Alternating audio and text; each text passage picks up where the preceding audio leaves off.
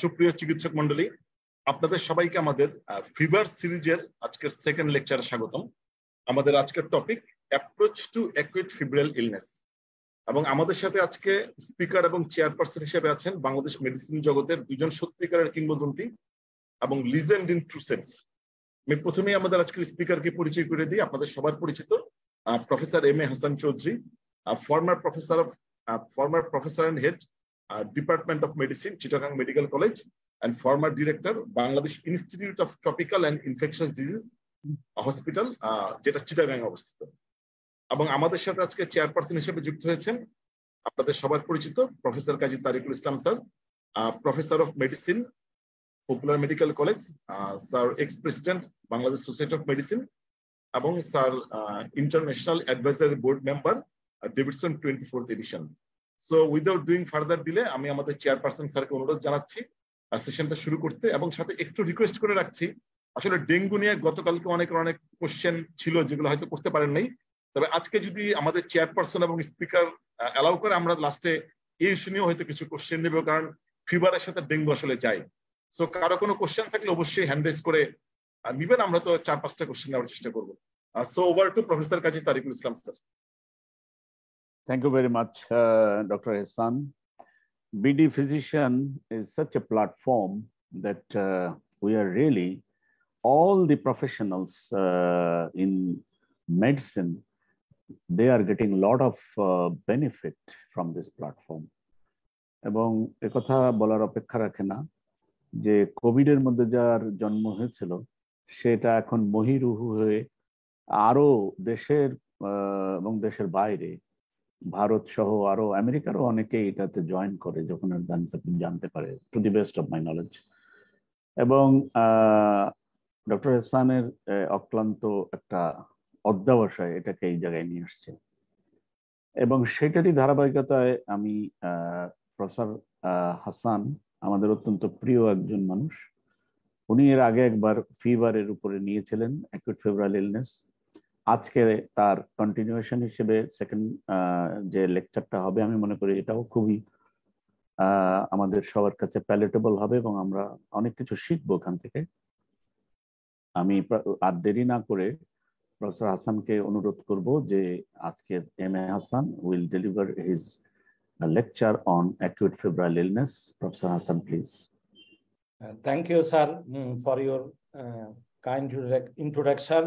And thank you, Dr. Hassan, for arranging such a webinar on acute febrile illness. We know that acute febrile illness is a common thing for us in our daily practice. And we every day faces difficulties in managing this patient. Some patients are diagnosed, some are undiagnosed, some are even may death occur due to the seriousness of the disease. So I like to highlight some points how we to approach to the acute febrile illness. And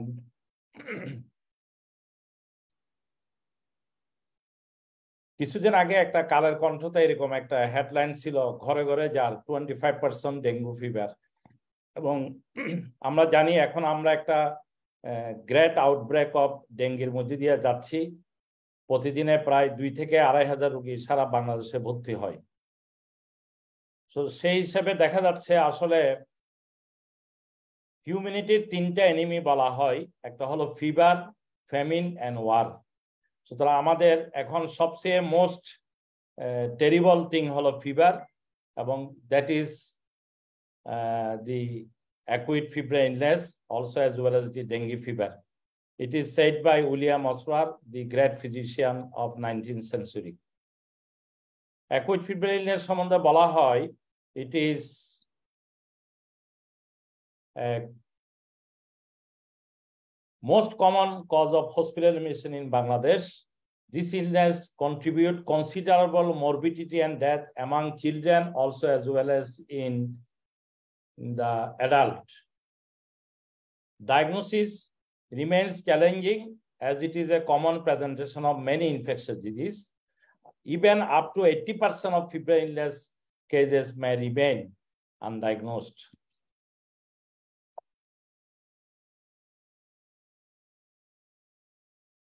So first of all, what is how we define fever? It is the morning temperature if it is more than 98.9 degree Fahrenheit, or evening temperature, it is 99 degree Fahrenheit, we call it fever. However, in practice, in general threshold of temperature is 100 degree Fahrenheit. There may be diurnal variation, and the commonest site we measure is the oral is the best, axillary is less than the oral temperature recording. But other sites also, but it is very difficult to approach the lower esophageal temperature, rectal temperature, and the tympanic membrane thermometer may be used to record the temperature. In case of children, oral temperature recording is very difficult, so surface temperature is easy for the children, also in the unconscious patient. If we look the pathogenesis of fever in short, it is the infection or microbial toxin or mediator of inflammation, whatever may be, there is a activation of monocyte and macrophage and the endothelial cell and other cell also, which liberate the pyrogenic cytokines, that is interleukins, especially the interleukin 1 and 6, and also TNF factor and interferon. All these chemical cytokines, there is a enter into the hypothalamic endothelium, they liberate prostaglandin E2, which activate the cyclic MP. Ultimately, they elevate the thermoregulatory set point. That result in heat conservation and heat production, leading to fever. Even the microbial toxin directly stimulate the hypothalamic endothelium. This is in a short how the fever occur. But in hyperpyrexia, this set point is normal. That is the basic difference between the hyperpyrexia and the normal fever. And there are some stimulator and inhibitor of the fever. If we see the inhibitor, those reduce the fever. One is the corticosteroid. Those are especially acting on the immunological disorder. They release the prevention of release of pyrogenic cytokines, steroid. Second, prostaglandin E2 relief inhibited by the antipyretics. That is how we are using practical NSAID and paracetamol. And datrolin, which is used in hyperpyrexic condition, they inhibit heat production and heat conservation. So this is the three agents where they acting in different ways to reduce the fever. There are some studies done in Chittagong Medical College and published BMC Infectious Disease 2016 and onwards. One of the studies is the prospective study of importance of enteric fever as a cause of non-malarial febrile illness in patient admitted to Chittagong Medical College Hospital.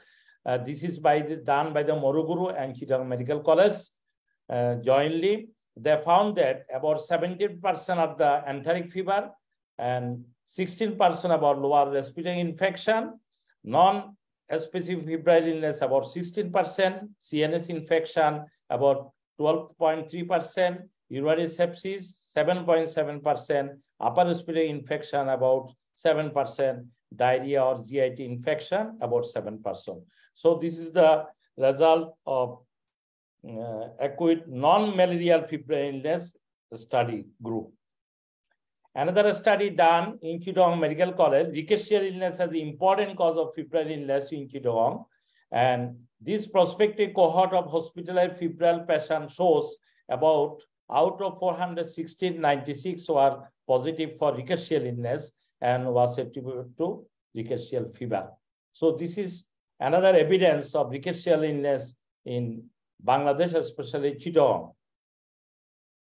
And there was another study done by ICDDRB, also published in BMC Infectious Disease, prevalence and clinical presentation of rickettsia, Coxiella, Leptospira, Bartonella, and Chikungunya virus among hospital-based febrile patients from December 2008 to November 2000 in Bangladesh. And in this study, it was found that about 37% were rickettsia, and also 10 patients were identified Coxiella, 2 patients from Leptospira, and 1 patient for Bartonella. So there is also a small group of patients coxial infection and the buttonwound infection in our country, though they are rarely diagnosed due to lack of facility in our country. Now, our today's main topic is the acute febrile illness. We grossly divide this acute febrile illness into two groups. One is acute localized infection, that is, there is evidence of sign symptom of a specific system or organ infection. As for example, we can say respiratory infection, urinary tract infection, or GI tract infection, or CNS infection. But another group, acute undifferentiated febrile illness, because they have no localized sign symptom initial phase of the disease, but later on they may develop sign symptoms when the fever persists 5 to 7 days. That is why initially they are differentiated as undifferentiated febrile illness or AUFI. And there are two groups. Basically, we differentiate between the malaria group and non-malaria group by doing the RDT test, which is easily available and very specific and sensitive, more than 90%. And among the non-malarial group, there is a viral group, especially this time the outbreak is the dengue.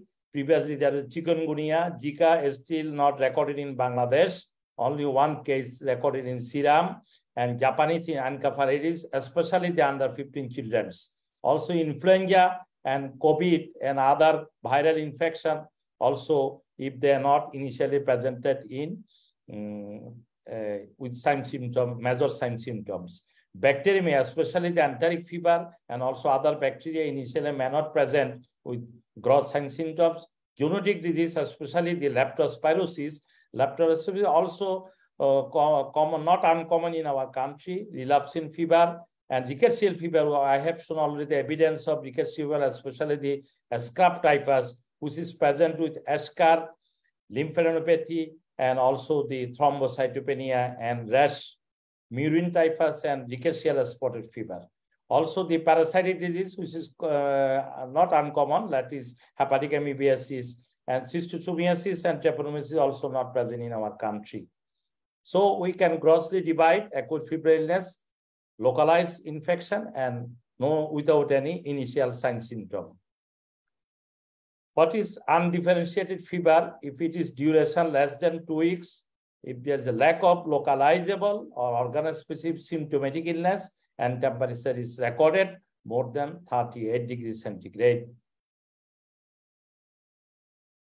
5 major groups of causing acute febrile illness. One is the malaria, I already said, and different species of malaria, Plasmodium falciparum, which causes the severe form of malaria, arboviral infection, dengue, and other Japanese Zika yellow fever, which is not common, not present in our country, enteric fever, Salmonella typhi and paratyphi, spirochetal infection, especially the leptospirosis, tick-borne or louse-borne relapsing fever, and rickettsial diseases. So these are the 5 major groups of acute febrile illness of undifferentiated type. And if we see, there is a Plasmodium falciparum which is causing also a multi-system disorder, especially the Plasmodium falciparum, starting from the neurological manifestation. Even you can see there is a fundic changes, malaria retinopathy, especially this picture is given in the Davidson, and also in Kidron Medical College, there is a study on the fundoscopic finding of malarial retinopathy, like Roth spot finding and white extracts are found.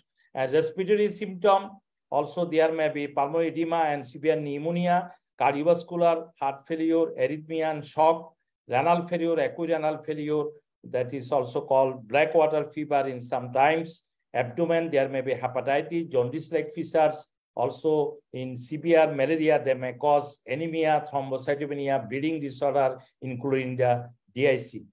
On the other hand, leptospirosis, there may be bacterial or Wells disease or an icteric bacteria, leptospirosis, there may be an icteric form. They also causes GI symptom, pulmonary symptom, cutaneous manifestation in the form of rash, and the renal involvement, especially the proteinuria and RBC in the urine, which mimics with glomerulonephritis. Also, there may be jaundice, and which may mimics with viral hepatitis, and closely their manifestation is related to dengue also. One study in ICGRB in 1999, they have found that those diagnosed dengue, they actually 19% was leptospirosis. They published in article. So this time already we know that dengue fever and its presentation in different presentations, severe dengue, probable dengue, and dengue with warning cell. I am not going details of the dengue fever because everybody know this time, and by repeated presentation by our today's chairperson, Professor Kazi Tariqul Islam sir. And a few words about the typhoid. We already know it. Very most commonest acute fever is the typhoid fever in our country. That is the first week manifestation, second week manifestation, rosacea spot. I will show the picture later on. And the diarrhea in the second week, constipation in the first week, and some respiratory symptom may be present. Also, there may be complication, though it is very rare nowadays because of very good antibiotic and very good response to the drugs. Even there may be rare complication like myocarditis, nephritis, and there may be carrier stage in the gallbladder where they can cause relapse of the enteric fever. So rickettsial fever is a big group of fever, but in our country, epidemic typhus, murine typhus, and the scab typhus, and sometimes the Q fever are present. They have three basic presentation. One is the rash, eschar, and lymphadenopathy, which is classical presentation in scab typhus, but epidemic typhus and murine typhus, they did not have the eschar or lymphadenopathy. So this is gross presentation. There may be variable presentation of them, and there may be different vectors and organism of this rickettsial fever. And if we try to differentiate malaria, enteric fever, scab typhus, leptospirosis, and dengue, one is the important issue in rash, which is usually absent in case of malaria and also rare in case of enteric fever. But scab typhus, leptospirosis, dengue, we can see the rash. Eschar, that is the localized blackish ulcer-like lesion, which is common in scab typhus. It is the most important sign if we see it physical examination. Jaundice also common in case of malaria and rare or uncommon in enteric fever. Scab typhus in a present, leptospirosis, jaundice is very common, and also dengue, hepatitis, there may be jaundice. Lymphadenopathy is not seen usually in malaria, but enteric fever is rarely seen, but scab typhus, leptospirosis, and dengue sometimes we can see in the lymphadenopathy. Muscle tenderness very peculiar to the leptospirosis, and muscle pain also present in case of dengue. That is why they liberate SGUT enzyme markedly than the SGPT in investigation it was found. And last aspirin, most of them, the present in malaria, typhoid, scab typhus, and most of them. Encephalopathy can occur in malaria also, enteric fever, scab typhus, leptospirosis, and also in dengue. Acute renal failure is the most common presentation in case of leptospirosis, but also in second in malaria. In other type, there may be very rare or uncommon. Shock usually present in all the types, especially the dengue, leptospirosis, also in severe malaria. Bleeding more or less present, most common in dengue, but leptospirosis second, and also the enteric fever, internal hemorrhage can occur. If we look at the white blood cell finding in malaria, it may be severe, it may be leukocytes normal, enteric fever even normal in case of adult, but in case of children, there may be leukocytosis. Scab typhus, there may be low or normal in non-severe case, but high in severe cases. So more or less, they have same finding. Dengue has leukopenia along with thrombocytopenia, most characteristic early prediction of dengue if the NS1 is negative. So thrombocytopenia are present in all these group: severe malaria, severe typhoid, scab typhus, leptospirosis, and the dengue hemorrhagic fever. So in this way, there is some clue or sign how we can differentiate by physical examination and the investigation, these 5 groups of acute undifferentiated febrile illness. On the other hand, there are another group who says localizing clinical symptoms and signs, starting from the headache, vomiting, neck rigidity, suspected CNS infection, or unconsciousness when there may be encephalitis or there may be encephalopathy. Myalgia, arthralgia, and body ache in dengue, also in leptospirosis, photophobia in meningitis, encephalitis, conjunctivitis in leptospirosis, also in dengue, congestion, that is the congestion present, and skin rash is present in many situations, especially the exanthem lesion, febrile illness, lymphadenopathy we already mentioned, hepatomegaly in malaria, typhus, enteric fever, also in dengue, splenomegaly may present also in these conditions. Jaundice is common in case of viral hepatitis, also as well as in leptospirosis, severe malaria. And anemia may present in severe malaria as well as in case of leptospirosis. If we see, there are many manifestations in GI tract, in the liver abscess, hepatitis, cholangitis, in colitis, peritonitis, also the appendicular abscess and diverticulitis. Also, we can see severe, many manifestations of cutaneous infection in impetigo erysipelas cellulitis, pyomyositis, osteomyelitis in case of bone. We also see neurologic infection, encephalitis, neurological abscess, cerebral abscess, and ophthalmitis and meningitis. So we can also see in upper respiratory tract and lower respiratory infection in the form of sinusitis, pharyngitis, tuberculosis, lung abscess, pneumonia, and emphysema. So in that particular case, we can see some localizing organ-specific symptom and sign.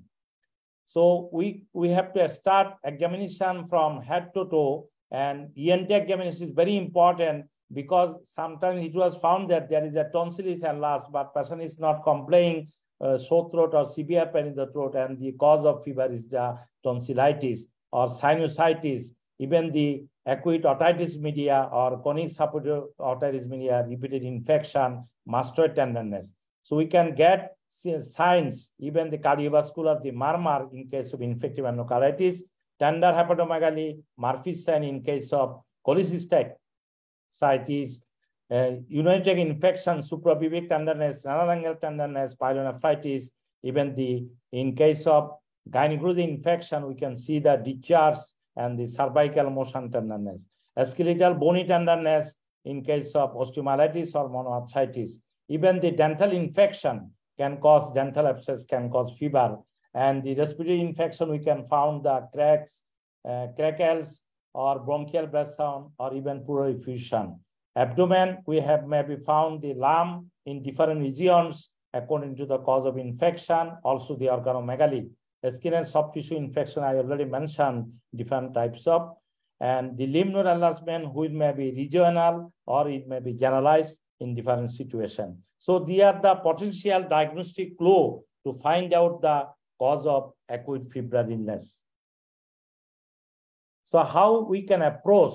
Our major approach is the history, and the history. 80% of your diagnosis can be made by history, which may be later on confirmed by the investigation. First, history, especially whether the patient is immunosuppressive due to diabetes, either malignancy or HIV or splenectomy or pregnancy, any history of bite, sexual exposure, occupational risks, especially the leptospirosis, animal contact, immunization history, drug history to exclude the drug fever, and travel history, very, very important, inside and outside the country, recent or past. If a patient visit a hill tracks and from Dhaka and the patient develop fever, we should think of malaria or we should exclude malaria first. If a patient come from South Africa with history of fever and other symptoms or weight loss, we should think of HIV infection. So it is very important travel history, and because nowadays many people are abroad from our country. And among the bites, it is most important the mosquito bite, which is related to malaria, dengue, chikungunya, filaria, and tularemia.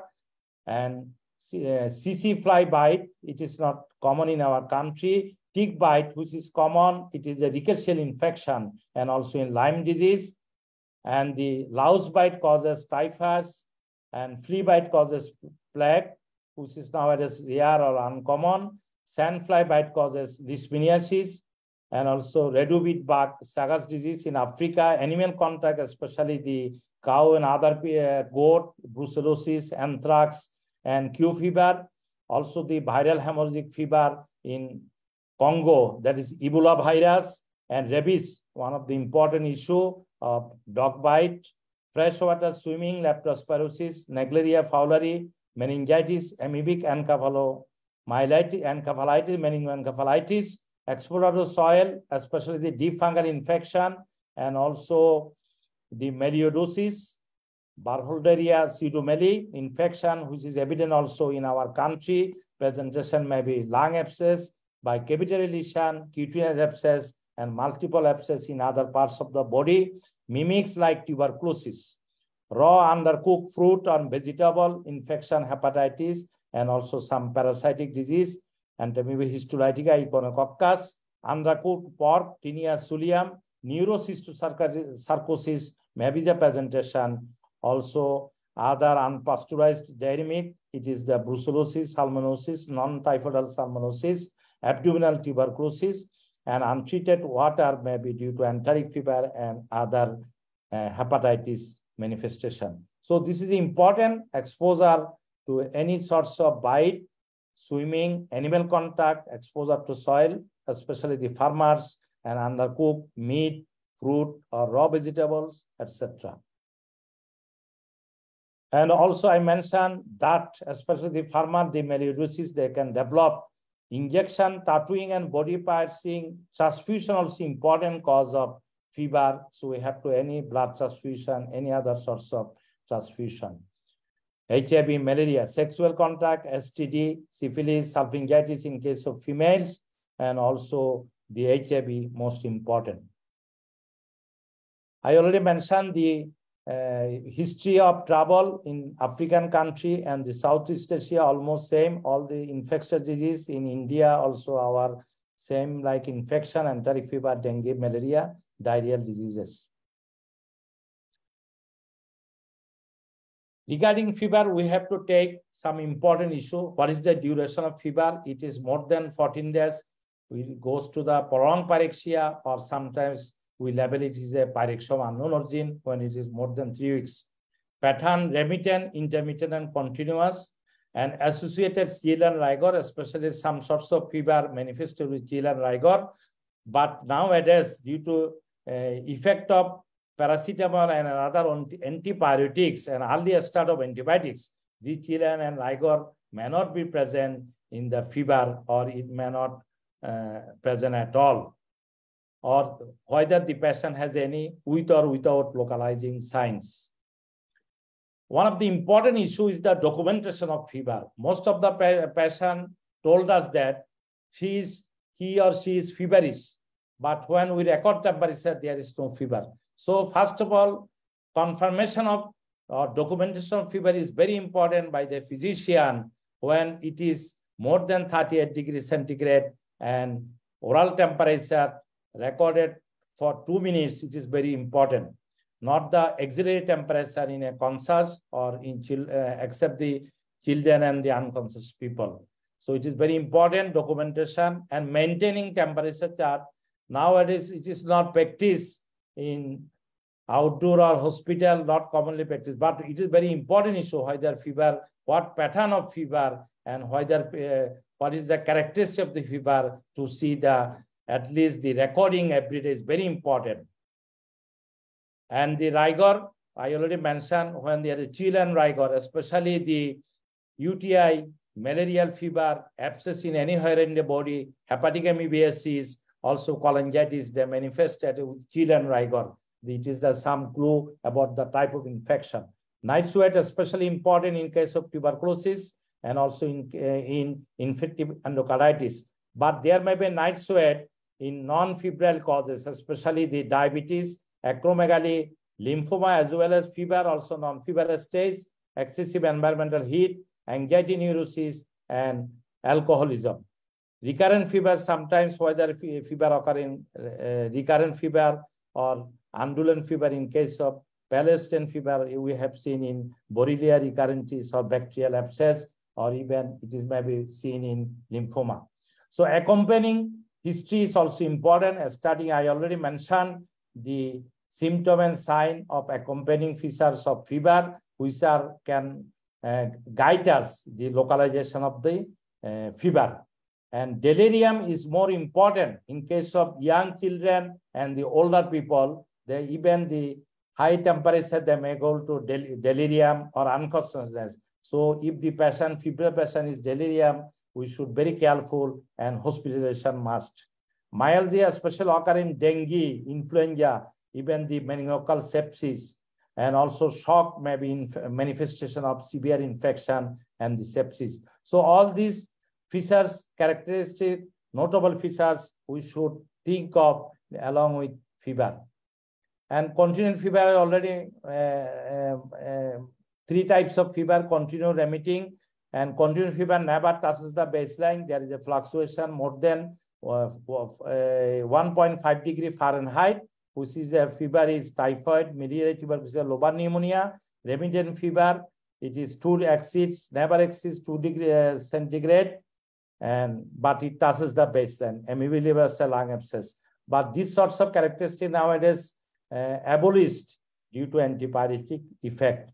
And intermittent fever, which only persists few hours in a day, which may be characteristic initially when in three types of fever, three categories.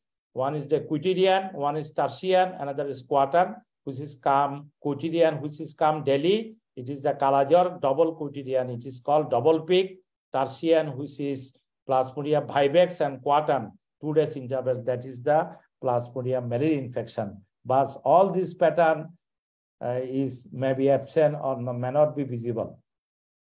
Other intermittent fever may be borreliosis, brucellosis, etc. Infection mononucleosis, also some sort of lymphoma, and also juvenile rheumatoid. And very important is the general examination of the patient. And temperature is recording, and I already mentioned which side of the temperature mentioned should axilla or oral temperature. Pulse is very important. Tachycardia is characteristic of fever. If 1 degree centigrade temperature raise, it causes 10 beats per minute. But there are some conditions where there may be dissociation between the pulse and temperature. Respiratory rate is increased. 1 degree centigrade temperature causes 4 breaths per minute increase. But sometimes pneumonia also increase the severe pneumonia, and pneumonia in the lung can cause the respiratory rate increase. So we have to remember, simple temperature can raise the respiratory rate, but also the affected lung can cause the respiratory rate increase. Blood pressure may be low, even especially in dengue shock syndrome or early shock. We can see even in the severe sepsis or septic shock. Lymph node, which may be generalized or localized, we should carefully examine, and the characteristic features of the lymph node: consistency, regularity, fixation, mobility, so and so. Jaundice is also important to differentiate the viral hepatitis, cholangitis, liver abscess, leptospirosis, severe malaria, and all other viral hemorrhagic fever like dengue. Eye also important as a cause of conjunctivitis or systemic infection like measles, and fundoscopy very important in case of infective endocarditis, miliary tuberculosis, also in case of severe malaria, where you get some malaria retinopathy. Ear infection may be acute suppurative otitis media. We can see the tympanic membrane. Mouth cavity also important for rash, especially the Kobliga spot, even the gum infection, tonsillitis, pharyngeal congestion, sore throat, etc. Skin may be meticulously examined to see there is any rash, ulceration, eschar, swelling, or nodular lesion in the skin. Even the bed sore sometimes causing acute febrile illness in chronically ill patient. So these things, even the injection site, thrombophlebitis, sometimes we see in the hospital patient, there may be again comes fever or new arrival of fever due to thrombophlebitis. It is a common phenomenon in the hospital setting. Hands and nails should be examined, especially the infected endocarditis. There is a nail changes, and also there may be infection in case of scabies.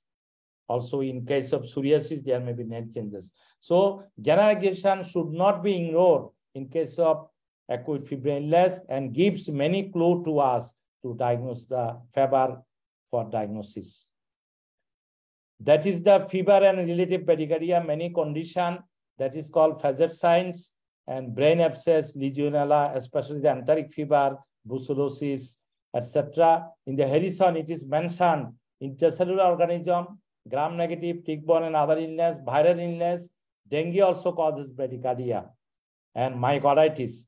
Even the non-infection causes, drug fever, beta blocker use, concomitant, central nervous infection, malignant lymphoma, factitious fever, also one of the important signs to differentiate from the real fever to see the temperature record and the disproportionate dissociation between the temperature and the pulse. It is also very important.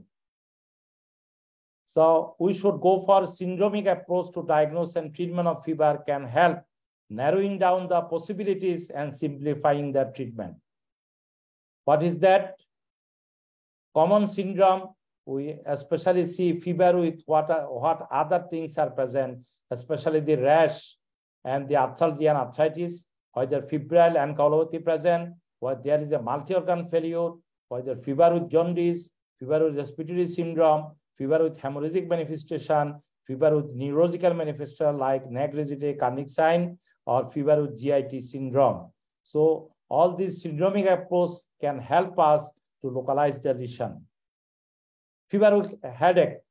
There may be simple high fever can cause also headache, but especially the meningitis, we should headache, vomiting, fever, encephalitis, sinusitis, even the typhus fever and pneumonia, and also other viral infection can cause. It is very non-specific, but sometimes along with fever, headache, if we get neck rigidity, then it is localizing sign. Fever, abdominal pain, vomiting, diarrhea, and malaise. It is one of the common is enteric fever, also hepatitis, even the amoebiasis and other viral gastroenteritis. Fever with jaundice, most common is viral hepatitis, dengue fever, leptospirosis, cholangitis, even the typhoid fever, enteric fever, hemolytic uremic syndrome. Fever with inflammatory, I already mentioned, there may be many causes, bacteria, viral, parasitic causes, localized infection, and the generalized infection can cause the fever. Among them is the rickettsial fever, brucellosis, leishmaniasis, chronic fever, even dengue. Sometimes there may be lymphadenopathy, very rarely infectious mononucleosis, tuberculosis, and the toxoplasmosis, anthrax, melioidosis. Hepatomegaly, tender and non-tender hepatomegaly, according to the cause of lesion, malaria, leishmaniasis, and the amoebic or pyogenic liver abscess, typhoid, hepatitis, leptospirosis, even the disseminated tuberculosis. Hepatomegaly is more or less common in same conditions. Jaundice, I already mentioned, and wheezing may be present in tropical pulmonary eosinophilia and Loeffler syndrome. So acute febrile illness with rash, this is very common. It is the measles, maculopapular rash, dengue, and chikungunya. There is 3 types of rash in case of dengue. In febrile stage, we see the erythematous rash or maculopapular rash. In case of dengue hemorrhagic fever or critical stage, we see the purpura or petechial rash. In case of recovery phase, we see the confluent rash or white island in the Red Sea like fissures. Chikungunya, there is extensive maculopapular rash. Rubella has rash, scarlet fever, chickenpox, especially the vesicles and different forms of rash in the same patient. Meningococcal infection, purpura, malignant or big purpuric rash in case of meningococcal septicemia. And there is a day of arrival of rash. First day varicella, second day scarlet, third day pox. It is our undergraduate knowledge. 4th day measles, 5th day typhus, and 6th day dengue, and 7th day enteric fever. So these are the type of appearance of rash also. Sometimes may be helpful when the rash appeared in the body according to patient's history. And maculopapular rash, I already mentioned the scarlet fever, measles, rubella. In case of children, rubeola, typhus, typhoid fever, dengue, rickettsial fever, vesicular rash. In case of chickenpox, herpes simplex, petechial rash, meningococcal or other hemorrhagic fever, dengue hemorrhagic fever, infective enteritis, erythematous rash in case of cellulitis, erysipelas, pustular rash in case of Staphylococcus or disseminated gonococcal infection. Especially sometimes rash on palm and sole is important. It is common in case of secondary syphilis, scabies, rickettsial fever, enteroviral infection. And nodular rash, nodular lesion even we can see in case of erythema nodosum, tuberculosis, or leprosy and Behçet syndrome, even non-infectious vasculitis. So different categories of rash gives different clue of diagnosis. So we can see different types of maculopapular rash. It is also common in case of Zika, and there's a conjunctival congestion. These are the cutaneous anthrax, ASCAR, which is also common in our northern part of our country, and anthrax lesion. Time to time, there is an outbreak of anthrax. It is a centrally healed lesion, black ASCAR, surrounding inflammatory lesion and elevated margins. It is also seen in case of rickettsial fever. I will show it. These are the dengue in 2019, dengue incident. There may be vesicular rash in case of children, also some rashes and some arthropathy in case of chikungunya infection. These are the characteristic features of conjunctival hemorrhage with a icteric and the rash in case of leptospirosis. So very, very characteristic features with suspicion of leptospirosis. ASCAR, it is another type of lesion, is a black ASCAR, tick bite fever, scrub typhus, anthrax, tularemia, and spider bite, localized subcutaneous fever in case of Chagas disease, and nodular lesion already mentioned. And these are the characteristic features of leptospirosis, jaundice in a patient, conjunctival hemorrhage. This is one of my patients in seen the ASCAR in rickettsial fever.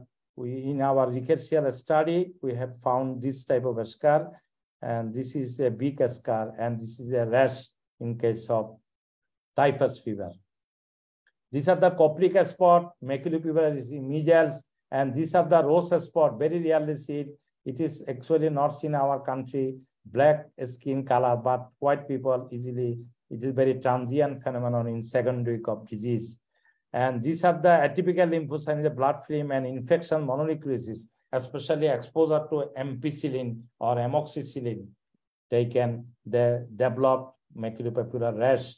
And these are the vesicle or herpes, varicella zoster or chickenpox lesion, and variable stages of rash in case of chickenpox. That is the characteristic features.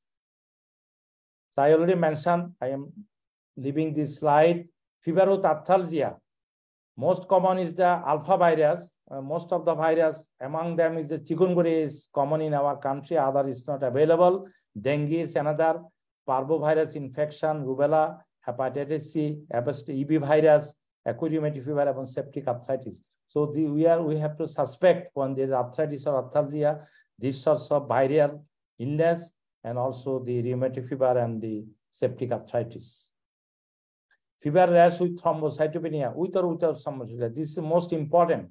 In dengue epidemic, thrombocytopenia not only present in dengue, but it is common in rickettsial fever, especially typhus, meningococcal infection, severe malaria, leptospirosis, and other viral illness. There might be less chance of thrombocytopenia, but still may present. But we have to remember the dengue, rickettsia, and the malaria, even the severe typhoid can cause the rash with thrombocytopenia. Bleeding manifestation patient may come, which is malaria, severe malaria, dengue, and also other viral hemorrhagic fever, Ebola virus, but it is not common in our country. And acute leukemia also can mimic febrile illness, and septicemia or DIC, Kalajor, and leptospirosis. So these are the various forms of hemorrhage in case of dengue fever. And you see in the second picture, there is a conjunctival injection. Initially 2000, what is the dengue epidemic? At that time, NS1 was not available. We initially diagnosed the patient by seeing this sign, conjunctival injection. It is more than 90% of patient it was present. And another is the hand impression in the body. It is erythematous. It may also present in other viral illness. And this is the white island in Red Sea. That is the confluent rash. This is also sign of recovery phase in case of dengue. We are happy to see this sign and also the pruritus in recovery phase. Along with hemorrhage, there may be jaundice in leptospirosis. So these are the important issue. There may be multi-organ failure. It is mostly the sepsis or secondary to malaria, scrub typhus, and leptospirosis. You can say almost all the causes the same. These sorts of undifferentiated fever can present with multi-organ dysfunction. This is melioidosis. It is also detected in our country, and especially the diabetic patient. There is a many case report from the Badem, also politically different parts of the country, and also in abroad. Those as immigrant from Bangladesh, they have seen like tuberculosis mimics with tuberculosis, abscess, even the splenic abscess, in the lung abscess, also the cutaneous abscess, etc. So we have to think of melioidosis also. And acute febrile illness with encephalitis syndrome, especially if there is a negligible meningoencephalitis, also without sign, there may be due to encephalopathy, that is severe malaria, typhoid encephalopathy, though it is very rare nowadays, and scrub typhus. Fever with ARDS may be in scrub typhus, also in falciparum malaria, even the COVID, melioidosis, severe pneumonia, and also other tropical infection. Sometimes our surgical colleagues, they call us in the hospital for post-traumatic cases for pyrexia, acute febrile illness. Most of them are pneumonia at the third post-traumatic day, UTI due to catheterization in the third or fifth day, and IV catheter infection 5 to 8 day of post-operative deep vein thrombosis post-operatively, sudden severe chest pain with fever and respiratory stress in pulmonary embolism anytime due to medication fever, also transfusion reaction. So we have to support our surgical colleagues for post-surgical febrile states. These are the few causes of post-surgical state. How we go for investigation? There may be general investigation. There may be a special type of investigation, especially the culture and their specific investigation. In general investigation, we will go for complete blood count, peripheral blood film, liver function, kidney function, urine RE, and CS if needed, chest X-ray, ultrasound of the whole abdomen. In a special cases, there may be CT scan of abdomen, chest, or brain may be needed, or CSF study may be needed. But in complete blood count, hematocrit is important. Nowadays in dengue, it is very, very important. Also, in severe malaria, there may be anemia. Also, rising hematocrit in severe dengue. Leukocytosis is also important in leptospirosis, which is called bacterial hepatitis, and enteric fever in case of children, but not in the adult, and also scrub typhus and hepatic amoebiasis. But all viral illness causes leukopenia commonly, and sometimes they are accompanied by thrombocytopenia, then rising titer of hematocrit. We label it as a severe dengue. Lymphocytosis is also present in case of rickettsia and viral illness. Most of the viral illness, thrombocytopenia, I already mentioned. What are the causes of viral illness? Thrombocytopenia, splenomegaly suggests malaria. Thrombocytopenia with bleeding manifests dengue, and also, but thrombocytopenia is unusual in simple malaria or uncomplicated malaria. Eosinophilia may be present in case of filariasis and Lafleur syndrome. Peripheral blood film should be done all patients, especially in malaria patient, also filaria and borreliosis. So parasite count also correlate with the severity of malaria. Again, the fever with thrombocytopenia, these are important for the our junior doctors, dengue, severe malaria, severe typhoid, typhus fever, and the severe sepsis. And that we should not forget other causes of thrombocytopenia in this outbreak situation. Routine urine examination should be done. Sometimes in leptospirosis, proteinuria and hematuria may be found, and hemoglobinuria, that is the black water fever in malaria.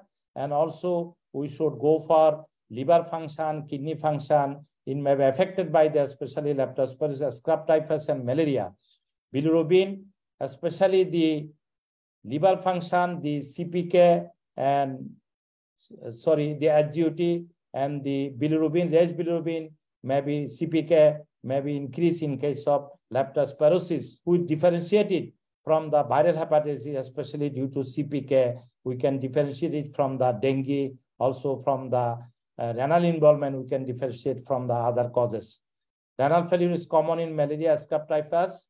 So I am not going details. In the chest X-ray, we can see the pneumonia, organ-specific disease, also in secondary aspiration pneumonia or other involvement in case of melioidosis and also the leptospirosis. Ultrasound very helpful in case of dengue to detect the plasma leakage, ascites or effusion, and also helpful in lymphadenopathy detection, also in organomegaly, cholecystitis, and even the mass lesion in different parts of the abdomen.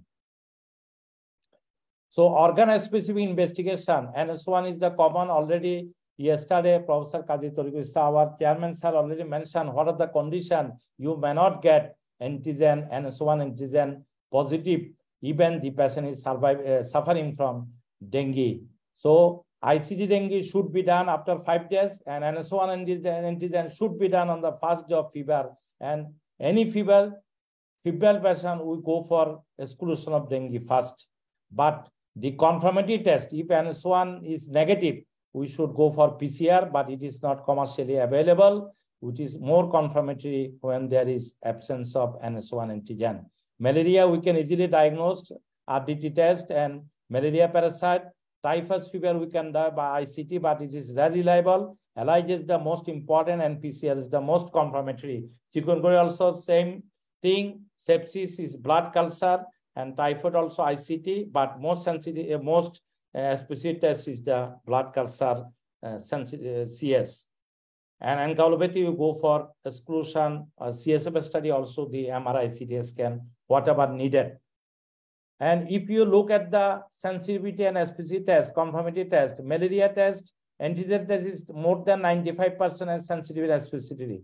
And microscopy is 100%. So these two tests is very easy for malaria. But in case of enteric fever, the antibody test ICT is very less, 40 to 98%, very variable. And also culture, it is 40 to 87%, but it is very specific.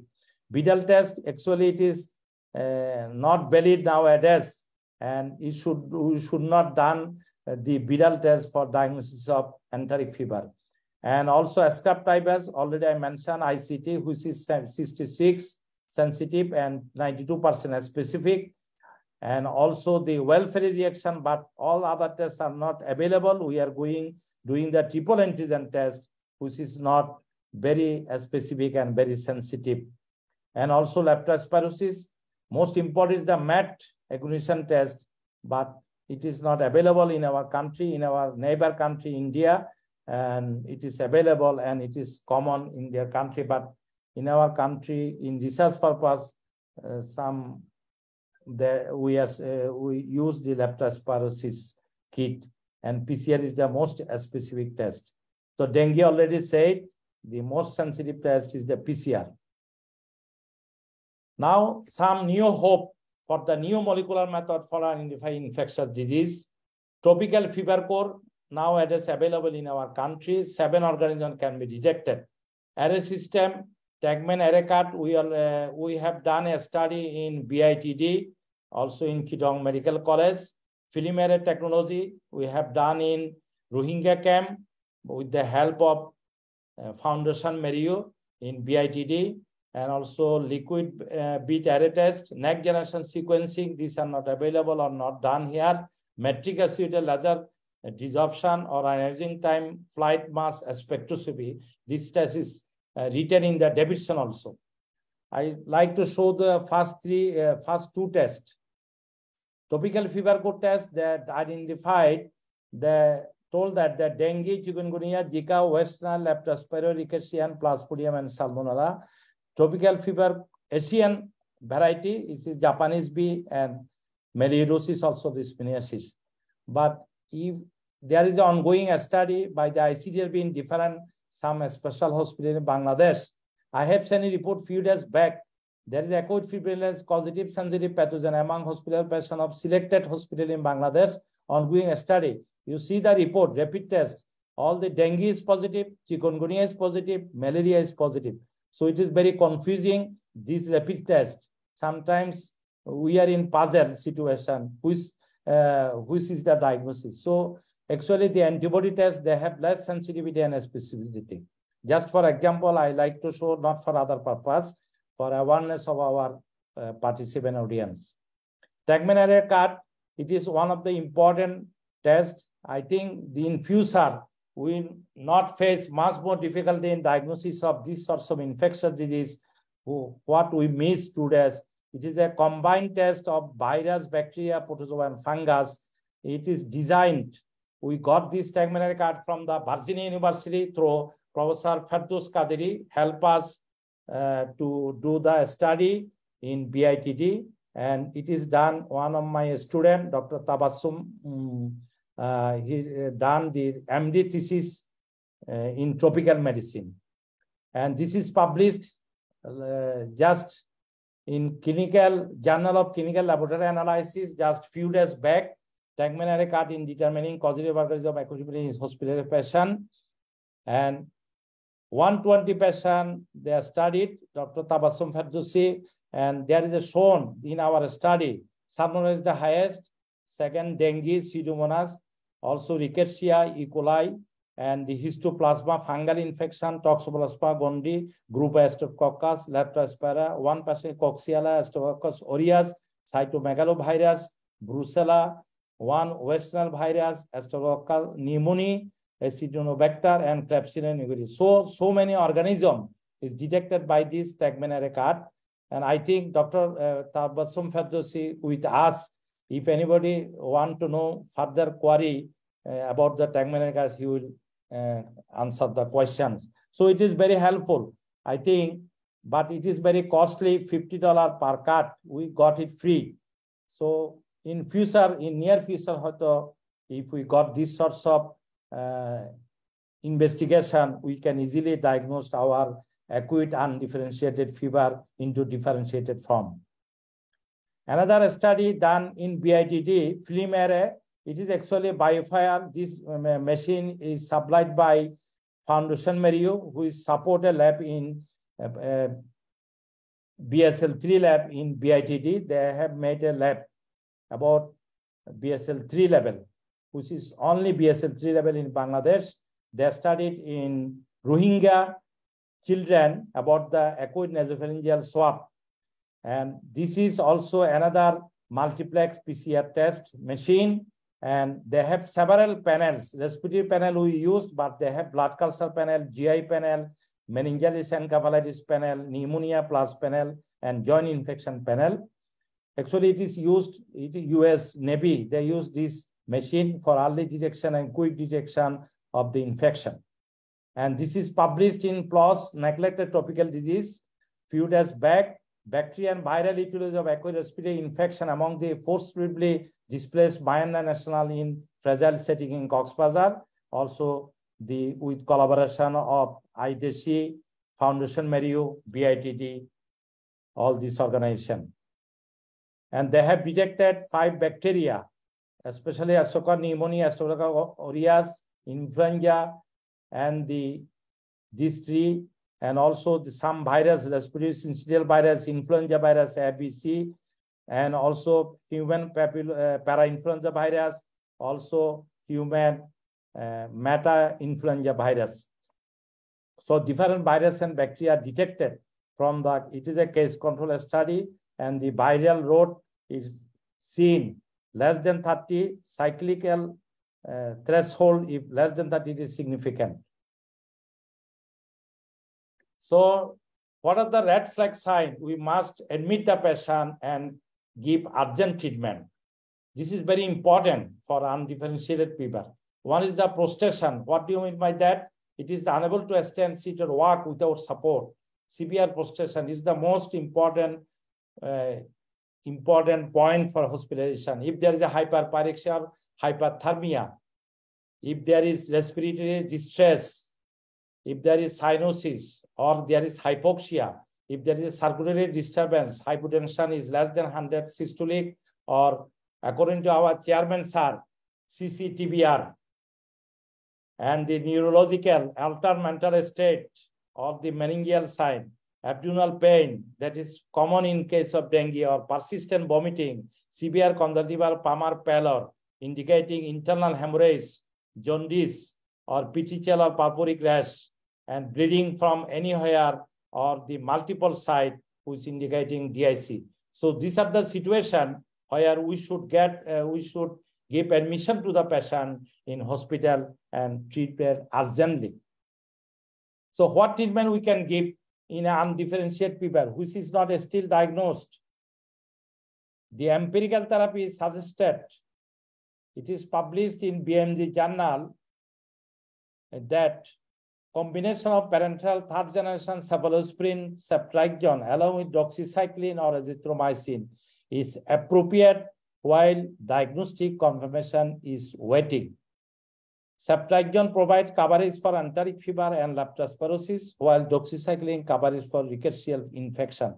So these three infections can be covered. Also the sepsis, UTI, pneumonia can be covered by ceftriaxone.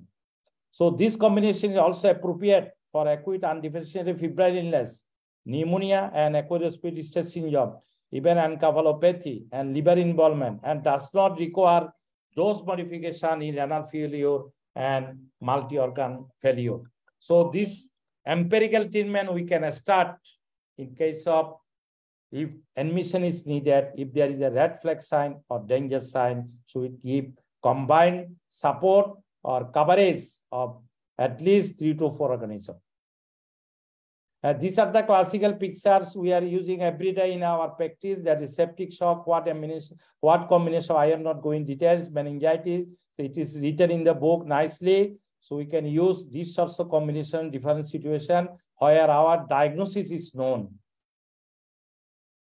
And one of the important issue is the febrile neutropenia, which is very dangerous, or neutropenic sepsis. In this situation, we should go for immediate treatment and very aggressive treatment, covering the anti-pseudomonal antibiotic, either piperacillin tazobactam, or cefepime, or ceftazidime, or meropenem, plus vancomycin if we suspect MRSA, plus metronidazole if we suspect abdominopelvic infection. And we should start antifungal if the fever is not subsided after 3 to 5 days. So it is very important in case of neutropenic febrile illness. And in soft tissue infection, which includes the Staphylococcus aureus and Staphylococcus either doxycycline, flucloxacillin, cephalosporin group, or clindamycin, oxacillin, we can use in case of skin and soft tissue infection, which may be the one of the important cause of acute febrile illness in the form of cellulitis, abscess, erysipelas, etc. So, Mr. Chairman, sir, fever presentation is variable from undifferentiated to localizing symptom, and many of them have common symptom of many of the disease we already seen. Meticulous history and examination is very important to reach a diagnosis. Syndromic approaches may be helpful for initial management of disease before confirmation the diagnosis. New molecular diagnostic method I have shown will be very helpful in near future for early diagnosis and prompt treatment. We can save our patient. Thank you very much, BD physician, and all the participant, viewers, and all the members of BD physician. Thank you very much for giving me the chance to talk on this issue. Thank you. Thank you very much, sir. Thank you. After slide share, sir, close kore den. সত্যি কথা বলতে কি sir, 1 ঘন্টার মধ্যে febrile illness পুরাটা cover করে একটা unbelievable task, একদম অ্যাবসলিউটলি ম্যাজিক্যাল। আমি শুধু একটু বলে রাখি আমাদের চেয়ারপারসন স্যারের কাছে যাওয়ার আগে, মানে অনেকে যেটা বলতো যে আমাদেরকে অনেকে বলতো যে কোভিড পিরিয়ডের পরে আসলে এইসব জুম সেশন, অনলাইন সেশন হয়তো খুব একটা চলবে না। But this session, yesterday session again prove যে অনেক ইন্টারন্যাশনাল কনফারেন্সেও এত অডিয়েন্স একসাথে থাকে না, জাস্ট জুমে মানে কোনো টাকা পয়সা খরচ করা ছাড়া, অ্যাবসলিউটলি ইনভেস্টিং নাথিং, এই যে শত শত হাজার পার্টিসিপেন্ট যে দেখতেছে, দিস ইজ ম্যাজিক্যাল। এবং এই বিউটি হচ্ছে যে আমাদের অসাধারণ সব প্রেজেন্টারদের জন্য। So thank you very much sir. আমি কোশ্চেন, একটু লাইভ কোশ্চেন নেওয়ার চেষ্টা করব। আমি কোশ্চেন আনসার সেশনে যাবার পূর্বে আমাদের চেয়ারপারসন স্যারের কাছে কিছু শুনবো। স্যার যদি কিছু এই প্রেজেন্টেশন সম্বন্ধে বলেন, তারপর আমরা একটু স্যার কোশ্চেন আনসার নিব। Thank you very much. It was not monotonous. This is almost 1 hour. I think Hassan has covered 10 lectures in medical college. For those who has basic knowledge, only the recapitulation more flourish. যদি এরকম বলি যে আসলে যাদের already লেখাপড়া করা আছে তাদের জন্য এই 1 ঘন্টার টোটাল কভারেজ অফ ফিভার এটা অসাধারণ ছিল। যদিও আমি মনে করি যে ডেভিডসন এন্ড হ্যারিসনের একদম কোর কথাগুলো তুলে নিয়ে প্রফেসর হাসান আমাদেরকে এক গ্লিমস, আমরা অনেকগুলো পাতা পড়তে যত সময় লাগতো সেটাকে উনি একদম কোয়েনসাইজ করে নিয়ে আসছে। এবং আজকে যা শোনা হলো সেখান থেকে হয়তো কিছু মনে থাকবে, কিছু ভুলে যাবে, but at least you could gauge যে এই জায়গাগুলো আমি যখন যদি কোনো পাইরেক্সিয়ার পেশেন্ট পাই, সেটা অ্যাকিউট অফকোর্স, এবং সেটা আমি ডায়াগনোসিস করতে পারছি না, তাহলে আমার এই জায়গা মানে দেখা দিলে ভালো হয়। আমি 2-1টা কথা বলে কোশ্চেন অ্যান্সার সেশনে চলে যাব। খুব ইন্টারেস্টিং একটা কথা হাসান দেখিয়েছেন। আপনারা মনে রাখার জন্য আমি একটা নিমোনিক বলবো যে কোন জ্বর কত দিনে আসে, এটা একটা শ্লোক আছে বা একটা ইংরেজি প্রবাদের মতো আছে, very sick patient must take double egg. এর প্রথম প্রত্যেকটারই আদ্যাক্ষর যদি আপনি নেন, ভি ফর ভেরিসেলা, আর একদম লাস্ট হচ্ছে ই ফর এন্ট্রি ফিভার। তো এটাতে সাইডে 2-1বার চর্চা করলে দেখবেন মনে আসছে। আর সবচেয়ে বড় কথা হচ্ছে যে আমরা অনেক সময় যেমন নতুন নতুন যেগুলো কথা বললেন উনি, যে নিউ মলিকুলার ডায়াগনোসিস, এটা আমাদের জন্য খুব ইম্পর্টেন্ট। আমি দেখছিলাম যে চ্যাট বক্সে 2-1জন প্রশ্ন করেছেন, হয়তো এটা করার আর সুযোগ পাবেন না, তার চেয়ে বরং আমি যদি 1-2 একটু বলে রাখি তাহলে সুবিধা হবে। ভিডাল টেস্ট নিয়ে প্রফেসর হাসান কিন্তু পরিষ্কার বলছেন যে ভিডাল টেস্ট দিয়ে কোনো টাইফয়েড ডায়াগনোসিস হয় না, এন্ট্রি ফিভার ডায়াগনোসিস হয় না। It's very true. কিন্তু হচ্ছে কি দেশে, সেই আরএমপি বলেন আর ইভেন আমাদের গ্রাজুয়েট ডক্টররা বলেন, ভিডাল টেস্ট করতেছে হচ্ছে ডে 3-তে, 3 দিনের মাথায় ভিডাল টেস্ট করে হয়তো একটা পাস্ট ইনফেকশনে তার TH320 or sometimes 160-তে তাকে সেপ্ট্রিয়াক্সন স্টার্ট করে দিচ্ছে। এই জিনিসটা যারা আজকে শুনলেন তারা অন্তত এই চর্চাটা করবেন না, আমার অনুরোধ থাকবে। যদি ভিডাল টেস্ট দিয়ে দেখেন আপনি ব্লাড কালচার করার সুবিধা নাই, ভিডাল টেস্টটা করেন আফটার 1 উইক অন্তত এই অ্যাগ্লুটিনেশন হওয়ার জন্য অ্যান্টিবডিটাকে তৈরি হতে দেন, and that should be TO, is not the flagellar, this is somatic antibody. So ওই সময়টা দিতে হবে, তাহলে আপনার সঙ্গে অন্যের তফাৎ কিন্তু এখানে, আপনি মোর নলেজেবল, সো আপনি চর্চা করবেন। যেরকম আমরা আগে দেখতাম, এখন তো রিউমাটিক ফিভার নাই, একটু যদি আর্থ্রালজিয়া বলতো আমাদের ডাক্তার সাহেবরা সাথে সাথে বলতেন এসও টাইটার করে নিয়ে আসেন। অথচ আপনি পড়ে আসছেন ইয়ের ক্রাইটেরিয়া পড়ে আসছেন, জোন্স ক্রাইটেরিয়া, আপনি কোনো জায়গায় দেখছেন যে এসও টাইটার দিয়ে ডায়াগনোসিস হয়? এসও টাইটার যদি 200 জায়গায় 300-400 দেখে, বাস ও 5 বছরের ঝামেলায় পড়ে গেল, খাইতেই থাকো পেনিসিলিন। সিম্পলি অন্য কোনো স্ট্রেপ্টোকক্কাস দিয়ে এখানে তার হয়তো সোর থ্রোট হয়েছে, তার জন্য তাকে 5 বছরের ফ্যাক কাটতে হচ্ছে। এই জিনিসগুলা বন্ধ হওয়া উচিত নিজের কনসাসের কাছে। Thank you very much. আমি আমার তরফ থেকে বলবো যে আমি আর সময় নিব না, বাট লাস্ট 2-3টা স্লাইডে আমি প্রফেসর হাসানকে একটা কথা বলতে চাই। ইম্পেরিক্যাল চিকিৎসা হ্যাঁ কখনো কখনো প্রয়োজন হয়। আজকের এই বক্তৃতায় এম্পিরিক্যাল চিকিৎসা করে এমফাসিস দিলে আমাদের ডাক্তাররা কিন্তু আর ডায়াগনোসিসে না গিয়ে এম্পিরিক্যাল চিকিৎসা দেওয়া শুরু করে দেবে। আমি এন্টেরিকের কভারেজ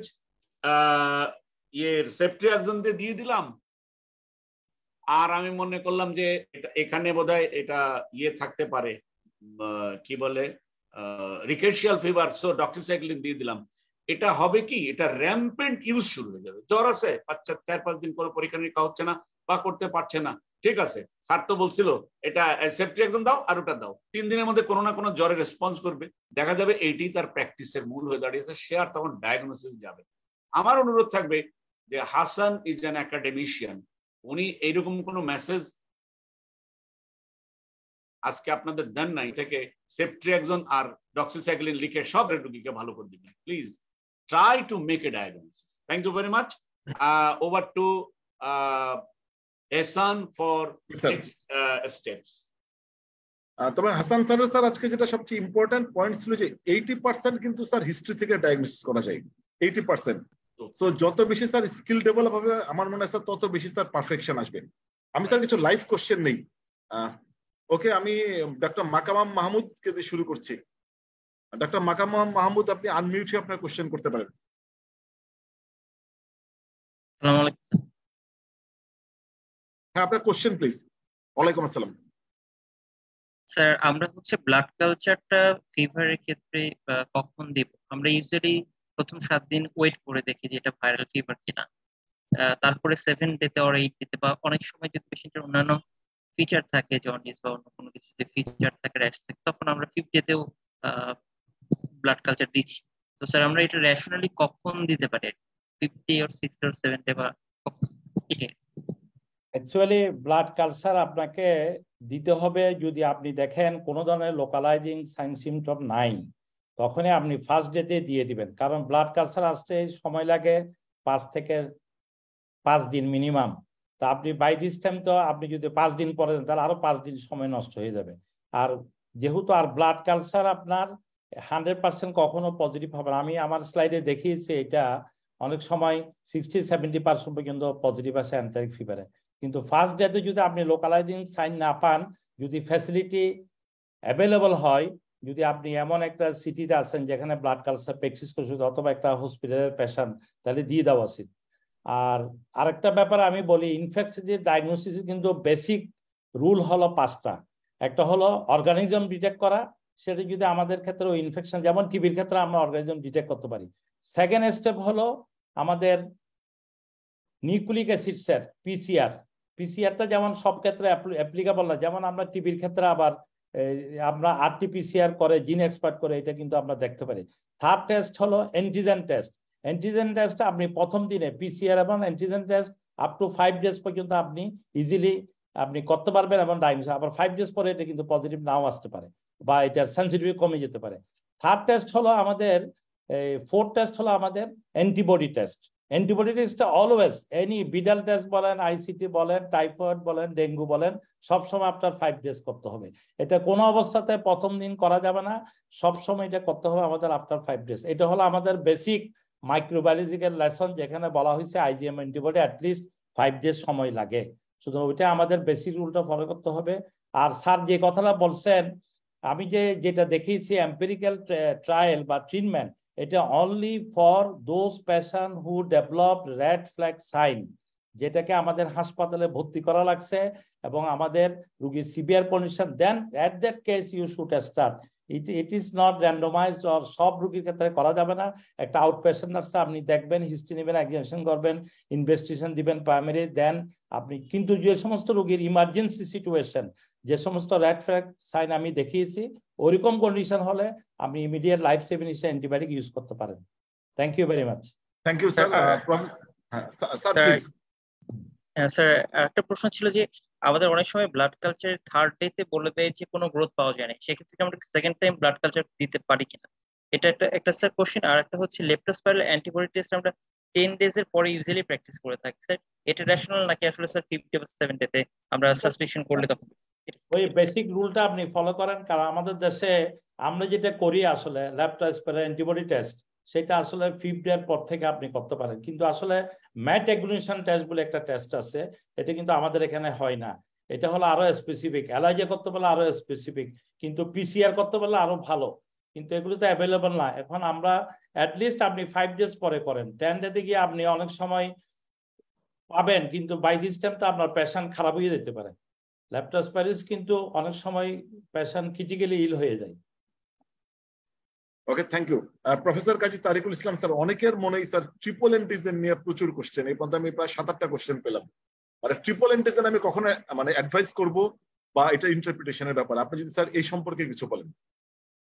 আমি যখন ভিডাল বলছিলাম, ভিডাল টেস্টের কাছাকাছি এটার উত্তর হবে যে ট্রিপল এন্টিজেন মানে এখানে যেহেতু 3টা জিনিস দেখা হয়, তো আমরা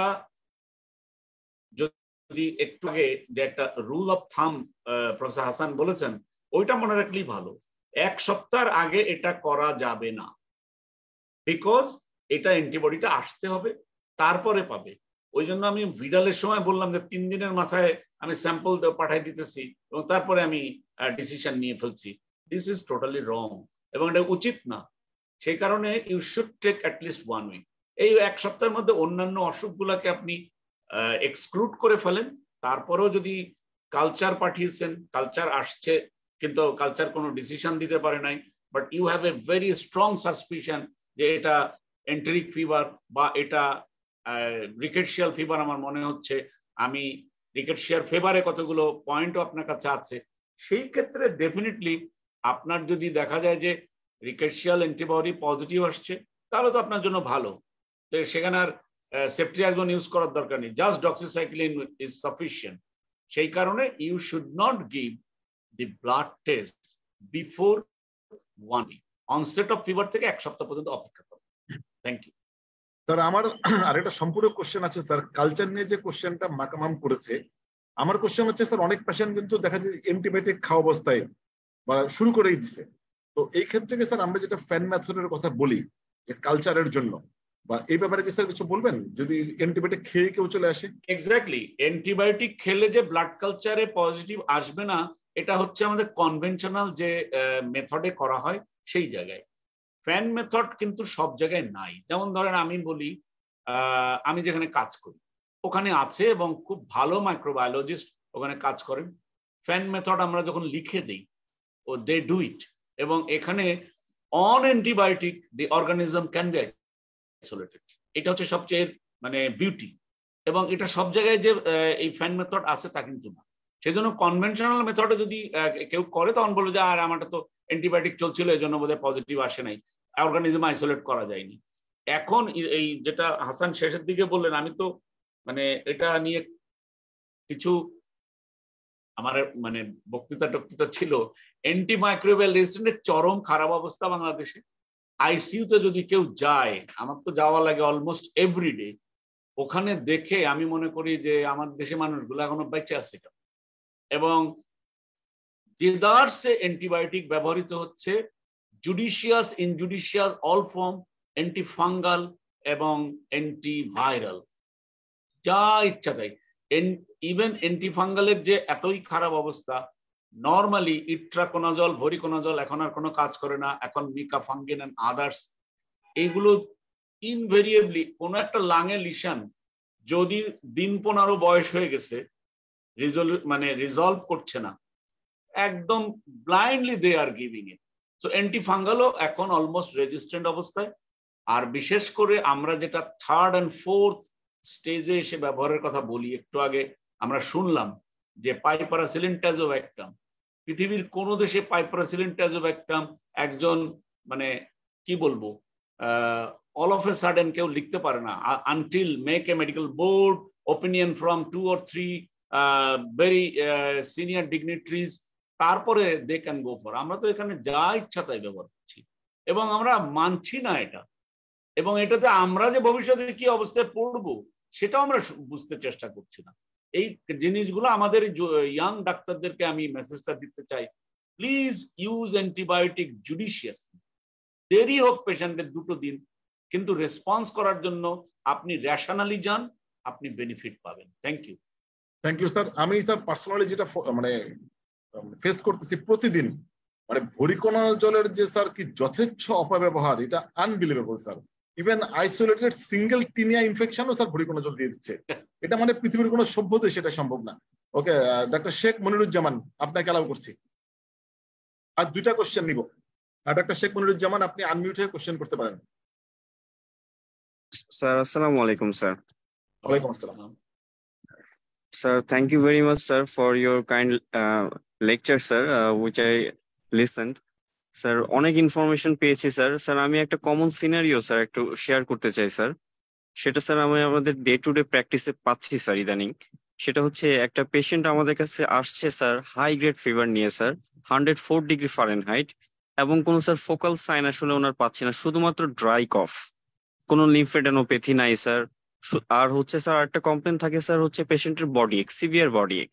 স্যার এই ধরনের পেশেন্টের স্যার আমরা জেনারেল এক্সামিনেশন করলাম স্যার, জেনারেল এক্সামিনেশন করে শুধুমাত্র টেম্পারেচারটা হাই পাচ্ছি, আর স্যার কোনো র্যাশ পাচ্ছি না, স্কিন চেঞ্জ নাই স্যার, কোনো লিম্ফোডেনোপ্যাথি নাই স্যার, এবং সিস্টেমিক ইনকোয়ারিতে স্যার, সিস্টেমিক এক্সামিনেশন গুলোতে স্যার কোনো ফোকাল নিউরোলজিক্যাল সাইন বা এই ধরনের কোনো কিছু পাচ্ছি না। আমরা ইনভেস্টিগেশন করতে যেয়ে দেখি স্যার, মানে হঠাৎ করে পেশেন্টের লিকোপেনিয়া পাচ্ছে স্যার। স্যার ডাব্লিউবিসি কাউন্ট হঠাৎ করে স্যার 3500 বা হচ্ছে স্যার 3000 এরকম পাচ্ছি, এবং প্লাটিলেট কাউন্ট স্যার মানে 1,92,000 প্রথম দিন পেলাম, দ্বিতীয় দিন স্যার দেখতেছি স্যার এটা 1 লাখে চলে আসতেছে স্যার। এবং স্যার পেশেন্টের এটা NS1 অ্যান্টিজেন করানো হলো, এটাও নেগেটিভ স্যার। তারপরে স্যার অ্যান্টি ডেঙ্গি অ্যান্টিবডি করানো হলো স্যার, এটাও নেগেটিভ স্যার। স্যার এখন স্যার আমি আর কি করতে পারি স্যার এই পেশেন্টের জন্য, মানে এটা আমাদের জন্য একটু চ্যালেঞ্জিং হয়ে যাচ্ছে তারিকুল স্যার। ইসলাম স্যার, আপনি গতকালকে মনে হয় স্যার এই শুনে কথা বলছেন স্যার, আবার যদি স্যার একটু বলেন এরকম সিনারিওতে কি করবে? ওকে, আমি বলবো না কি স্যার? আপনি বলেন স্যার, কারণ যেহেতু আপনার লাইনে চলে গেছে। আমার মনে হয় যে এই পেশেন্ট যদি জ্বর থেকে থাকে 5 ডেজ এর মতো, এই যে একটা দোদুল্য মনোভাবাপন্ন সিচুয়েশনে আপনি পড়েছেন, আপনি লিউকোপেনিয়া বলছেন, leukopenia is a bad predictor of dengue. So leukopenia যেহেতু পেয়েছেন, definitely you have to search, wait করেন। যদি এটা 3-4-5 ডেজ হয় আর এইরকম 100,000 এর কাছে প্লেটলেট থাকে, তাহলে আপনি 5th ডে 6th ডে পর্যন্ত অবশ্যই দেখবেন। 1 2 নম্বর, আপনি তো এখনই তার সেরোলজি করার টাইম আসেনি, সেরোলজির জন্য তো 1 উইক বা 5-6 দিন সময় দিবেন, তাহলে NS1 নেগেটিভ তো হতেই পারে। পরোক্ষভাবে কিভাবে বুঝতে পারেন যে it may be a case of dengue? Just do SGOT and SGPT। SGPT আর SGOT দুটা কেন করতে বললাম? যদি দেখেন পিটির চেয়ে ওটি বেশি, আপনি ধরেই নিতে পারেন যে indirectly I am dealing with a patient of dengue. This is number 1। তারপর আপনি 7 দিনের মাথায় একটা সেরোলজি করলেন, সেরোলজিতে দেখলেন যে তার পজিটিভ আসছে, তাহলে তো মানে দুধকে দুধ পানিকে পানি হয়ে গেল। আর যদি তার নাও আসে, আমরা এরকম পেশেন্ট পাচ্ছি যে 7 দিনের পর এটা আসে নাই, এবং তার প্লেটলেট আরো কমেছে। অন্য কোনো ভাইরাল ইস্যুতে প্লেটলেট এরকম গ্রাজুয়ালি কমতে কমতে যাবে না।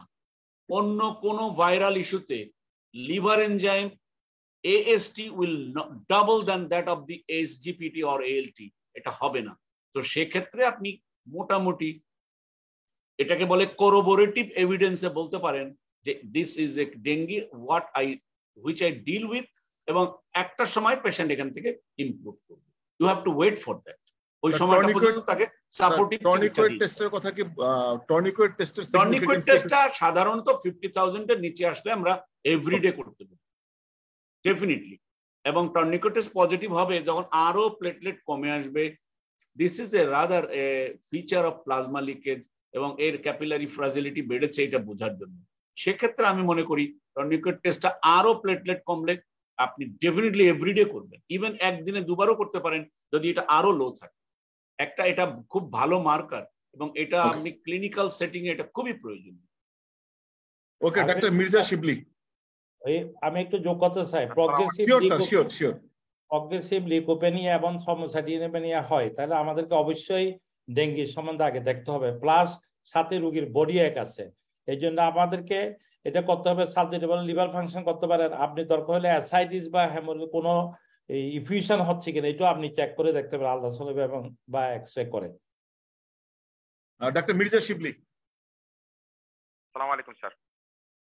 ওয়ালাইকুম আসসালাম স্যার। স্যার আমার একটা question sir, in hospital patient, febrile patient sir, যখন অনেক সময় আমরা দেখি যে স্যার ইনভেস্টিগেশন রিলেন্টলেসলি করা হচ্ছে, কোনো ক্লু পাওয়া যাচ্ছে না স্যার, তখন আমরা দেখছি স্যার যে অ্যান্টি ম্যালেরিয়াল এম্পিরিক্যালি দেওয়ার একটা দেখেছি স্যার। এই ক্ষেত্রে স্যার এটার গ্রাউন্ডটা কি স্যার, মানে জানতে চাচ্ছি। Professor M A Hasan Chowdhury sir. Anti malaria, এখন কিন্তু ম্যালেরিয়ার রোগী অনেক কমে গেছে। এক সময় ম্যালেরিয়ার খুব প্রিভিলেজ ইনসিডেন্স ছিল, এখন কিন্তু আমরা কদাচিৎ ম্যালেরিয়া পাই, বিশেষ করে হিল ট্যাক্সে যেগুলি হাই জোন আছে এগুলি, এবং সিজন যেগুলি আমরা রেনি সিজনে পাই। এই জন্য এম্পেরিক্যালি ম্যালেরিয়া ওষুধ দেওয়ার কোনো জাস্টিফিকেশন নাই, কারণ ম্যালেরিয়ার যে দুটো টেস্ট আছে আমাদের, র্যাপিড ডায়াগনস্টিক টেস্ট অ্যান্ড যেটা আমরা মাইক্রোস্কোপি, দুইটার সেন্সিটিভিটি কিন্তু অনেক বেশি হয়, মোর দ্যান 90%। আমরা সুতরাং এখন যে টেস্টের সেন্সিটিভিটি বেশি, সুতরাং আমরা ম্যালেরিয়ার জন্য এম্পিরিক্যাল চিকিৎসা দেওয়ার কোনো প্রয়োজন নাই। আপনাকে আসলে যেটা আপনি যেটা কেসটা বলছেন, এটা হলো প্রলং পাইরেক্সিয়াগুলি হয়, তখন আমাদেরকে ডেলিভারি রোগী কিন্তু ইনভেস্টিগেশন পাশাপাশি রোগী এক্সামিনেশন করতে হয়। কারণ গতকালে আমি একটা রোগী দেখলাম প্রায় 19 দিনের জ্বর, কিন্তু ওর কিছুই নাই, সব ইনভেস্টিগেশন নর্মাল, শুধু একটা একসাথে এক কোনায় দেখা যাচ্ছে একটু করে মাইল্ড ডিফিউশন, পরে একটু ড্রাই কফ আছে। পরে আমি সিটি স্ক্যান করে দেখলাম তার বাইলেটারাল প্লুরাল ডিফিউশন এবং লেফট লাংয়ে অনেক বেশি ফ্লুইড, এবং তার লাংসে অপাসিটি কলাপস কফ সলিউশন আছে ইয়াং ছেলে।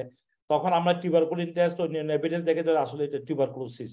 সুতরাং এই জন্য ওয়েট এন্ড সি পলিসি করতে হয় প্রলং প্যারিসের ক্ষেত্রে, ইফ লাইফ এন্ডেঞ্জার যদি না থাকে, এবং ডেইলি এক্সামিনেশন করা এবং রুটিন ইনভেস্টিগেশন করা বারবার, যেগুলো আমাদের চেস্ট এক্সরে এগুলি দেখা খুবই উচিত আমাদের। এম্পেরিক্যালি হসপিটালে যদি লাইফ যদি এন্ডেঞ্জার না হয়, কোনো ট্রিটমেন্টও দেওয়ার দরকার নাই, আমি ওয়েট এন্ড সি পলিসি করি। Thank you very much sir.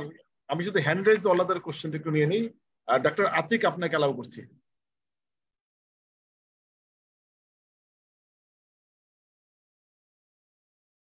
আপনার কোশ্চেন প্লিজ। এহসান, তোমার এখানে তো জেন্ডার ইকুইটি নাই। স্যার পুরুষরাই সমানে হাত তুলতেছে স্যার, আমার তো কোনো দোষ নাই।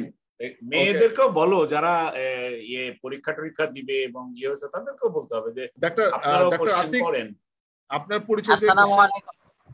পরিচয় দিয়ে কোশ্চেনটা করেন।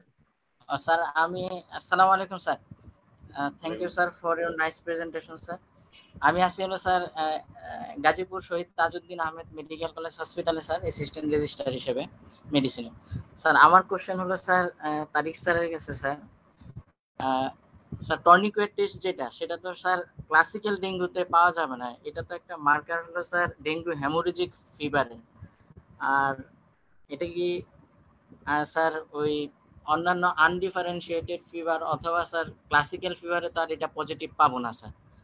আর আরেকটা কোশ্চেন হলো স্যার, যে ডেঙ্গু হেমোরেজিক ফিভার যদি থাকে স্যার, প্লাজমা লিকেজ থাকে, তাহলে সেক্ষেত্রে তো আমাদের চয়েস অফ ফ্লুইড হলো sir crystalloid solution, mainly sir normal saline অথবা স্যার হার্টসল সলিউশন।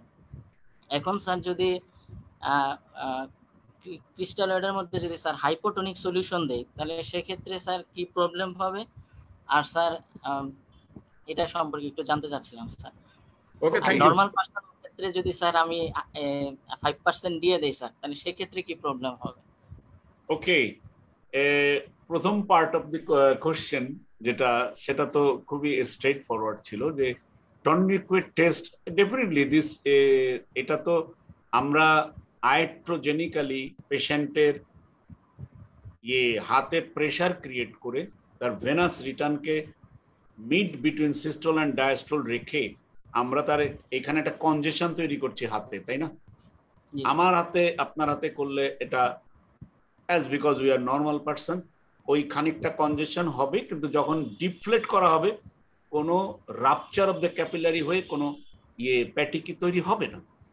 কিন্তু যার ফ্রাজিলিটি ডেভেলপ করে যায় বিকজ অফ দিস, তার এখানে হওয়ার সম্ভাবনা থাকে। সেইটাই হচ্ছে hemorrhagic dengue fever. Dengue hemorrhagic fever ক্লাসিফিকেশনে নাই এখন। ক্লাসিফিকেশন যেহেতু গ্রুপ এ, গ্রুপ বি এবং গ্রুপ সি, কালকেই বলছিলাম যে গ্রুপ বি বিশেষ করে ওয়ার্নিং সাইন অ্যান্ড অনওয়ার্ড, এই গ্রুপ বিতেই তো এটা হতে পারে, এতেই তার প্লাজমা লিকেজ এখানেই সৃষ্টি হতে পারে। সিতে তো মাস্ট, কিন্তু এখানেই হতে পারে। এখানে এটা নির্ভর করে তার ভাস্কুলার ওয়ালটা কেমন আছে, থ্রম্বোসাইট কাউন্ট কত আছে, এইগুলোর উপরে। এগুলো ডিটারমিনেন্ট। সেই জায়গায় যদি দেখা যায় যে দিস হ্যাপেন, তাহলে আমরা বলবো যে টিটি ইজ পজিটিভ। আমি কেয়ারফুল হব যে এর বিপি কমে যেতে পারে, হয়তো তার পেটে হাত দিয়ে আমার মনে হচ্ছে অ্যাবডোমেনটা distended, you do percussion note. তারপর যদি দেখা যায় যে আমার আল্ট্রাসাউন্ড করার ফ্যাসিলিটি আছে, I will do it. Minimum ascites হয়তো আপনি ডিটেক্ট করতে পারলেন না, কিন্তু আপনি যেই আল্ট্রাসাউন্ড করবেন ওই ট্রান্সডিউসারটা সাথে সাথে বলবে যে 2 ফ্ল্যাঙ্কে অলরেডি ফ্লুইড চলে আসছে, রোগী একটু কাশছে, you can auscultate the lung and from the back you can পারকাস করলেও যেমন দেখবেন যে কিছুটা এরিয়াতে আপনি পারকাশন নোট ডাল পাচ্ছেন অথবা ব্রেথ সাউন্ড ডিমিনিশ পাচ্ছেন। এভিডেন্স করবেন এটা চেস্ট এক্সরে করে। সিডি অ্যাঙ্গেল একদম চিকুন হয়ে থাকে, অ্যাকিউট অ্যাঙ্গেল, এটা যদি আর্লি ইয়েতে অবলিটারেশন হয়, কালকে আমরা দেখাচ্ছিলাম যে রাইট সাইডের ইফিউশন বেশি, এবং অবশ্যই আপনি ভালো করে রাইট সাইডের শুনবেন। এটা গেল এই অংশ। আর পরের অংশ যেটা ফ্লুইড, যেটা ফ্লুইডের কথা, হাইপোটনিক ফ্লুইড দেওয়া মানে তো রুগীটাকে মেরে ফেলা। হাইপোটনিক ফ্লুইড দেওয়া তো কোনো প্রশ্নই ওঠে না, আইসোটনিক দিবে। সেটা নর্মাল স্যালাইন হতে পারে, একটু আগে আপনি বললেন যে আমি রিঙ্গার্স দিতে পারি, অন্য কিছু দিতে পারি, but dextrose aqua no, never. Dextrose aqua দেওয়া মানে পানি দেওয়া, পানি দেওয়া মানে রোগীর ক্ষতি করা, এটা ডাইলিউশনাল হাইপোনেট্রিমিয়া হবে। অন্যদিকে যখন আপনি পানি দিবেন এর তখন অসমোলালিটি কমে যাবে, so you are inviting some danger. So it is better to give normal saline. হ্যাঁ, দেখলেন যে ভাই সাপ্লাই নাই নর্মাল স্যালাইন, অপশন আছে দুইটা, একটা হচ্ছে কলেরা ফ্লুইড আর একটা হচ্ছে dextrose aqua or dextrose saline. আপনি অবশ্যই ওখানে যাবেন না, আপনি ইভেন কলেরা ফ্লুইড দেন। 1 লিটার কলেরা ফ্লুইড দিলে হাইপার ক্যালেমিয়া হবে না। At least till next bag of normal saline comes you can use this. এটা হচ্ছে কমন সেন্স এন্ড জাস্টিস, আর কিছুই না। Thank you. Thank you. Doctor Manha, আপনাকে অ্যালাউ করলাম। আসসালামু আলাইকুম স্যার, আমি ডাক্তার ওয়াসিফ চিশতি স্যার। আমার বাচ্চাটা স্যার 7 বছর, এইবার স্যার রিল্যাপস সেন্ট্রিক ফিভার হয়েছে স্যার। 1 মাস আগে ওকে স্যার 7 দিন সেফট্রাক্সান 1 গ্রাম বিডি করে দেওয়া হয়েছিল। তারপরে স্যার ওরালি স্যার অফ্লক্সাসিলিন দেওয়া হয়েছিল, একজন ডাক্তার দিয়েছে, যেটা স্যার সেন্সিটিভিটি ছিল না। যাই হোক স্যার, তারপরে স্যার 1 মাসে টোটালি অ্যাফিব্রাইল ছিল। তারপরে স্যার আবার এরকম হাই গ্রেড ফিভার, আমি সাথে সাথে সেকেন্ড ডেতে স্যার ডেঙ্গু এক্সক্লুড করে ব্লাড কালচার দিয়ে দিলাম, এবং সেম অর্গানিজমটা স্যার আসছে স্যার। স্যার এই ক্ষেত্রে এখন স্যার 7 দিন তারপর ওরাল ডাক্তার দিয়েছিল sir, paediatrics doctor, cefixime response করার পরে করে না। তারপর স্যার সেফট্রাক্সান এবার 1 গ্রাম বিডি করে আমি স্যার অলমোস্ট 14 দিন চালাচ্ছি। এখন স্যার আমার কোশ্চেন হচ্ছে, আমার কি আরো চালাতে হবে sir? Patient professor M A Hasan Chowdhury sir. Thank you for your question. Actually আমরা যেটা দেখি আপনার 5 to 10% কেজে কিন্তু অ্যান্টারফিভার রিল্যাপস হয়। এটার কয়েকটা কারণ আছে। একটা হলো very early use of antibiotic, কারণ আপনি যদি বডির ইমিউনিটি ডেভেলপ করার আগে অ্যান্টিবায়োটিক শুরু করে দেন, তাহলে কিছু কিছু ক্ষেত্রে দেখা যায় ওদের রিল্যাপস হয়।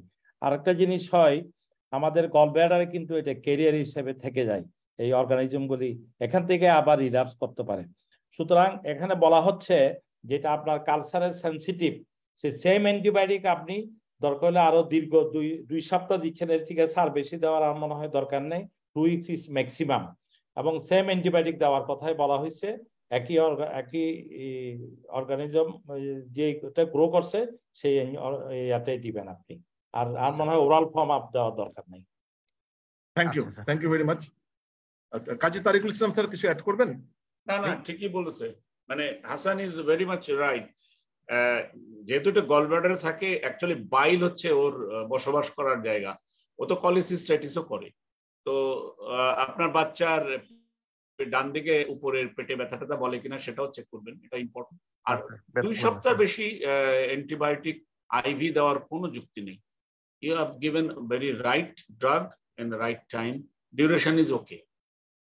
Okay, thank you sir. একজন আরেকটা জিনিস করতে পারে, উনি স্টুল কালসা করে দেখতে পারে কোন ধরনের ইয়ে আছে কিনা আর কি। এটা ক্যারিয়ার হিসেবে আমরা না 14 দিনের মাথায় এটা এখন পাবে না, এটা এখন স্টুলে তো অফ হয়ে গেছে। আচ্ছা স্যার, লেডি ডক্টর একজন হ্যান্ড রেজ করেছে স্যার, তার সম্মানে নিয়ে নেই ডক্টর জুয়েলিয়া। হ্যাঁ স্যার, আসসালামু আলাইকুম। আমি ডক্টর জুয়েলিয়া জাহান, এখন সদরপুর উপজেলাতে কর্মরত স্যার। তো আমার হচ্ছে কোয়েশ্চেন ছিল, আমাদের এখন উপজেলাতে নরমাল স্যালাইন এখন প্রায় শেষ, বলতে গেলে আমাদের এলাকার কোথাও পাওয়া যাচ্ছে না। তো এর বদলতে হচ্ছে হার্টসল, আর যদি না পাওয়া যায় তাহলে কলেরা স্যালাইন বা যে কোনো ক্রিস্টালয়েড ইউজ করা যাচ্ছে। কিন্তু স্যার, যদি ডায়াবেটিক পেশেন্ট হয় তার ক্ষেত্রে কি হার্টসলটা ইউজ করা কি মানে তার জন্য সেফ, নাকি আমার এখানে একদম নরমাল স্যালাইনই ইউজ করতে হবে? আনসেফ কেন মনে করছেন? স্যার, এটা তো আপনি যদি ডেক্সট্রোজ নিয়ে বলতেন তাহলে বুঝলাম ডায়াবেটিক পেশেন্ট, তাকে আমি হার্টসল কেন দিব। এটা তো মানে ডেক্সট্রোজ দিলে না হয় প্রসঙ্গ যে আমার সুগার বেড়ে যাবে, আহামরি কিছু বাড়ে না। ওই হয়তো আপনি ইনসুলিন নিলে ইনসুলিন একটু সামান্য ডোজ ইনক্রিজ করা লাগবে। হার্টসলে তো কোনো সমস্যা হওয়ার কথা না। কিছু না থাকলে তো আপনাকে দিতে হবে কোনো না কোনো ফ্লুইড। যদি সে বমি করে, খেতে পারছে না, ডেফিনেটলি আপনাকে কোনো না কোনো ফ্লুইড দিতে হবে। সেক্ষেত্রে Hartsol is an good alternative. উপজেলাতে নরমাল স্যালাইন নাই এটা বলছেন আপনি? ফরিদপুরে তো না? উপজেলাতে নরমাল স্যালাইন নাই, ইজ ইট? একটা জুয়েলিয়া। ওকে, ঠিক আছে। ওকে স্যার, আমি তো আর ফেসবুক লাইভে স্যার অডিয়েন্স শুধু বাড়তে আছে। কোশ্চেনও আসতেছে, একটা কোশ্চেন নেই sir. Dengue patient with DBT, last question sir, কারণ অডিয়েন্স কিন্তু স্যার আরো আমাদের উল্টা বাড়তেছে স্যার ফেসবুক লাইভে। Sir, dengue patient with DBT treatment কি দিব? কাজী তারিক স্যার, আপনাকে পেয়ে আসলে ডেঙ্গু প্রেমীরাও জেগে উঠছে। Dengue patient with DBT, deep vein thrombosis. এটা তো ক্রস কাটিং কোশ্চেন। হ্যাঁ, এটা মানে 1 in 10,000 একটা কেস এরকম হতেই পারে যে বিপদে পড়লাম, যে তাকে আমাকে অ্যান্টি কোয়াগুলেন্টও দিতে হচ্ছে, আবার এদিকে পেশেন্ট। হ্যাঁ, অ্যান্টি কোয়াগুলেন্ট কশাসলি আপনাকে ইউজ করা যেতে পারে। আপনি অ্যান্টিপ্লেটলেট ব্যবহার থেকে দূরে থাকবেন। 50,000-এর নিচে চলে গেলে ডেফিনেটলি দিবেন না কয়েকটা দিন, যে কয়দিন আপনার এটা আপলিফট না হয়। এরকম আরো অনেকগুলো এমার্জেন্সি সিচুয়েশন আছে। ডেঙ্গু উইথ, ধরেন প্রেগনেন্সির এমন জায়গায় আছে পেশেন্টের টার্ম চলে আসছে এবং অলরেডি লেবার শুরু হয়ে গেছে, তার এপিসিওটমি করতে হচ্ছে। এই সমস্ত জায়গায় বলা আছে যে তাকে ওই জায়গায়, ওই ক্ষেত্রগুলোতে শুধু এমার্জেন্সি অ্যাফারেটিক দিয়ে 50,000 তার ইয়েটাকে, প্লেটলেটকে তুলে প্রসিজিওরটা শেষ করেন। বিকজ প্লেটলেট থাকেই শরীরে একদিন। আপনি আজকে অ্যাফারেটিক দিলে আগামীকালকে রাতে শেষ, এর কার্যকারিতা নাই। তো আপনাকে ওই শুধুমাত্র ওই সিচুয়েশনের জন্য। তবে যেহেতু ডেঙ্গু চিত্র থাকবে 3 days-এর মতো, এই 3 দিন যদি আপনি অ্যান্টিকোয়াগুলেন্ট বন্ধ রাখেন খুবই এমার্জেন্সি কারণে, তাহলে তার জন্য আহামরি কোনো সমস্যা হওয়ার কথা না। 1। 2 নম্বর হচ্ছে ওই পার্টিকুলার সময়ের জন্য আপনার যদি মনে হয় যে না আমাকে ক্লেক্সেন দিতেই হবে, অথবা আমি তার কি বলে রিভারক্সাবেন দিতেই চাই, ফর এক্সাম্পল আমি ধরে নিচ্ছি, ইন দ্যাট কন্ডিশন আপনি প্লেটলেটটাকে বাড়িয়ে রাখেন with the help of this, এবং পাশাপাশি এটার ট্রিটমেন্টটা কন্টিনিউ করেন, তাতে কোনো সমস্যা হবে না। প্রোভাইডেড আমি আবারও রিপিট করছি, liver function is good enough. Liver ফাংশনটা যদি ভালো না থাকে তাহলে এটা দেওয়া খুব বিপজ্জনক হবে। সেক্ষেত্রে দেখা যাবে জিওটি জিপিটি ভেরি হাই, দেখা যাচ্ছে তার পিটি আয়নার অনেক উপরে আছে, ওই জায়গাগুলোতে এইটা ইউজ করা যাবে না। তাতে যদি 3 দিন লাগবে, কিন্তু তাকে আগে অ্যাকিউট ক্রাইসিস থেকে বাঁচাতে হবে, তারপরে তার এই ডিবিটিটা তো তার ক্রনিক ইস্যু, সো এটার জন্য অস্থির হওয়া যাবে না। Thank you sir. Thank you sir. আপনার নামে একজন যেহেতু হ্যান্ড রেজ করে রাখছে, আপনার নামের সম্মানে তাকে অ্যালাউ করতেছি, এমডি তারিকুল ইসলাম। আজকে লাস্ট কোশ্চেন। আসসালামু আলাইকুম স্যার। ওয়ালাইকুম আসসালাম। Thank you sir. আমি ডাক্তার মোহাম্মদ তরিকুল ইসলাম। আমি পটুয়াখালী গলাচিপা উপজেলায় 42তম বিসিএস এ কর্মরত। স্যার, এটা আমার এই এলাকায় আসলে এসে আমরা আসলে এন্টারিক ফিভার সম্পর্কে আমাদের ধারণাই বদলে গেছে। মানে প্রতি ঘরে একাধিক লোক আছে যাদের জন্ম থেকে তাদের মতে 4-5 বারও অনেকে বলে আমাদের টাইফয়েড হয়েছে। তো এই টাইফয়েডের প্রমাণস্বরূপ কি আছে দেখান। তো তখন তারা এই ভিডালের রিপোর্ট বের করে, দেখা গেল যে টিএইচটা 160, এবং সেটাও দেখা গেল কোনো কোয়াক দিয়েছে অথবা ডিএমএফ দিয়েছে, এবং এর ফলে তারা পরবর্তীতে 7 দিন 14 দিন করে অ্যান্টিবায়োটিক ইনজেক্টেবল নেয়। মানে খুবই কমন। স্যার, আমার প্রশ্নটা হচ্ছে, এখন আমাদের কাছে অনেক সময় অনেক রোগী আসে যে যাদের আমরা আসলে ক্লিনিক্যালি এবং যে কয়টা পরীক্ষা নিরীক্ষা অ্যাভেলেবল আছে ওইটা দিয়ে আর কোনো ইনফেকশন খুঁজে পাচ্ছি না। তখন ক্লিনিক্যালি আমাদের ডায়াগনোসিস এন্টেরিকই হয়, কিন্তু আমরা তো 7 দিনের আগে জানি যে ভিডাল করে আমরা কিছু পাবো না। তো ওই 7 দিন সময়টা পার করার জন্য তো আমাদেরকে ওয়েট করতে হয়, কিন্তু যেহেতু এখানে হাই গ্রেড ফিভার থাকে, আমাকে তো পেশেন্টকে প্যারাসিটামলের বাইরে আরো কিছু মানে দেয়াই লাগে, মানে অন ডিমান্ড ব্যাপারটা এমন। আমি না দিলে বের হয়ে সে কোয়াকের কাছে গিয়ে বলবে, এর কোনো চিকিৎসা জানে না, সে তো অ্যান্টিবায়োটিকই দেয় নাই। আমার প্রশ্ন হচ্ছে, আমি যদি 7 দিনের আগে কোনো অ্যান্টিবায়োটিক শুরু করে ফেলি, তাহলে 7 দিন পরে আমি আমার ভিডালে কি কোনো মানে আমার ডিজায়ার্ড যে রিপোর্ট সেটা কি আসলে পাবো, এইটা একটা প্রশ্ন। আর যদি না পাই তাহলে তো আমাকে অ্যান্টিবায়োটিক শুরু করার সুযোগ নেই। আর যদি সুযোগ থাকে তাহলে তখন আমার আসলে কোন অ্যান্টিবায়োটিক সিলেক্ট করা উচিত, মানে ইনজেক্টেবল নাকি ওরালি? আমি মনে করি প্রফেসর হাসানও বলবে, আমি শুধু একটা কথা বলি, অলরেডি এটা নিয়ে বেশ কয়েকবার বলা হয়ে গেছে। জি sir. Definitely you should, if you are in a problem যে আমাকে দিতেই হবে স্যার, আমাকে না দিয়ে কোনো উপায় নেই, সেক্ষেত্রে ওরাল হলে সেফিক্সিন, অ্যাডাল্টে 400 বিডি, বাচ্চা হলে একটু 200 twice daily. Cefixime is the drug of choice, oral. আর যদি দেখা যায় যে আমি আইভি দিতে চাই, তাহলে অবশ্যই ceftriaxone is the drug of choice. But এটা তার ভিডাল টাইটারে ইন্টারফেয়ার করবে না। সো ও 1 সপ্তাহ পরে যদি ওর এটা করাও হয়, তাহলে একটা জিনিস বোঝার জন্য আপনার সুযোগ আছে যে আমি 1 সপ্তাহ পর যখন তার আমি একটা ভিডাল করে আমার স্যাটিসফ্যাকশনের জন্য আমি দেখলাম এর টিও সে 640 অথবা 320 4-fold রেজ হয়ে বসে আছে, তা আমি বললাম যে আমি তো সঠিক ড্রাগই দিয়েছি, so let it be continue. এটা আপনার একটা সান্ত্বনার জায়গা হতে পারে, যদিও blood culture is the gold standard. Hasan, you can add. না স্যার, ঠিকই আছে। এখানে আসলে যে জিনিসটা হয়, বেশিরভাগ রুগী টেস্ট পজিটিভ কিন্তু রুগী ফিব্রাইল থাকে। আমাদের কাছেও প্রায় সময় রুগী আছে বারবার টেস্ট করে ওই TH positive, past infection. Actually এটা টিও পজিটিভ হইয়া খুব কম রুগী আসে। পাস্ট ইনফেকশন এটা দেখে কিন্তু কোয়াকরা সবসময় ওষুধ দিয়ে দেয়, বলে আমরা টাইফয়েড পজিটিভ। সুতরাং আমাকে আগে যদি অ্যাফিব্রাল হয়, আমরা আগে দেখবো যে আসলে অ্যাফিব্রাল এই টেস্ট পাস্ট ইনফেকশন কিনা। যেমন ডেঙ্গুর ক্ষেত্রে একই ঘটনা ঘটতেছে, IgG positive, IgM negative, past infection, বলতে আপনার ডেঙ্গু হয়ে গেছে। সেম থিং, এই অ্যান্টিবডি টেস্টগুলি নিয়ে সবসময় একটা ফ্যালাসি থাকে। আর যদি আপনার স্যার যেটা আপনি যেটা বলছেন ওইটা ঠিক আছে, আমরা সেপ্টাইজন দিতে পারি, যদি কুইনিনল এর সে টলারেট করতে হবে, কুইনিনল ভালো, কুইনিনল দেওয়া যায়। তবে এই ক্ষেত্রে আমাদের গ্রামে গঞ্জে অনেক সময় দেখা যায় রুগীরা স্যাটিসফাইড থাকে না, ডাক্তারের ওষুধ না দিলে এত ধৈর্য ধরতে চায় না। একজন ফিজিশিয়ান টু ফিজিশিয়ান এফআই তে রুগীগুলি সবসময় চেঞ্জ করতে থাকে। এই জন্য আর মনে হয় আপনি যেটা বলছেন ওইটাই করুক। আর যদি কালচার তো ওখানে উপজেলা তার সুযোগ নাই, ও একটা অ্যান্টিবায়োটিক দিতে হয়, যদি পেশেন্ট কনভিন্স করা না যায় তাহলে অ্যান্টিবায়োটিক শুরু করে দিয়েই পরে দেখা করবেন। Thank you, Professor M. A. Hassan Choudhury sir, for your outstanding deliberation, এবং hopefully আমরা হয়তো একটা ফিভার বুকলেট ইনশাআল্লাহ করে ফেলবো। So thank you very much sir again. Now over to Professor Kazi Tariqul Islam sir. আসলে আজকে মানে অডিয়েন্স, আমি তো স্যার ফেসবুক লাইভে খালি দেখতেছি আর অডিয়েন্স শুধু বাড়তেই আছে। সো সবকিছুর একটা শেষ থাকে, এটারও শেষ হতে হবে, বাট আমাদের ইনশাআল্লাহ কন্টিনিউশন চলতে থাকবে।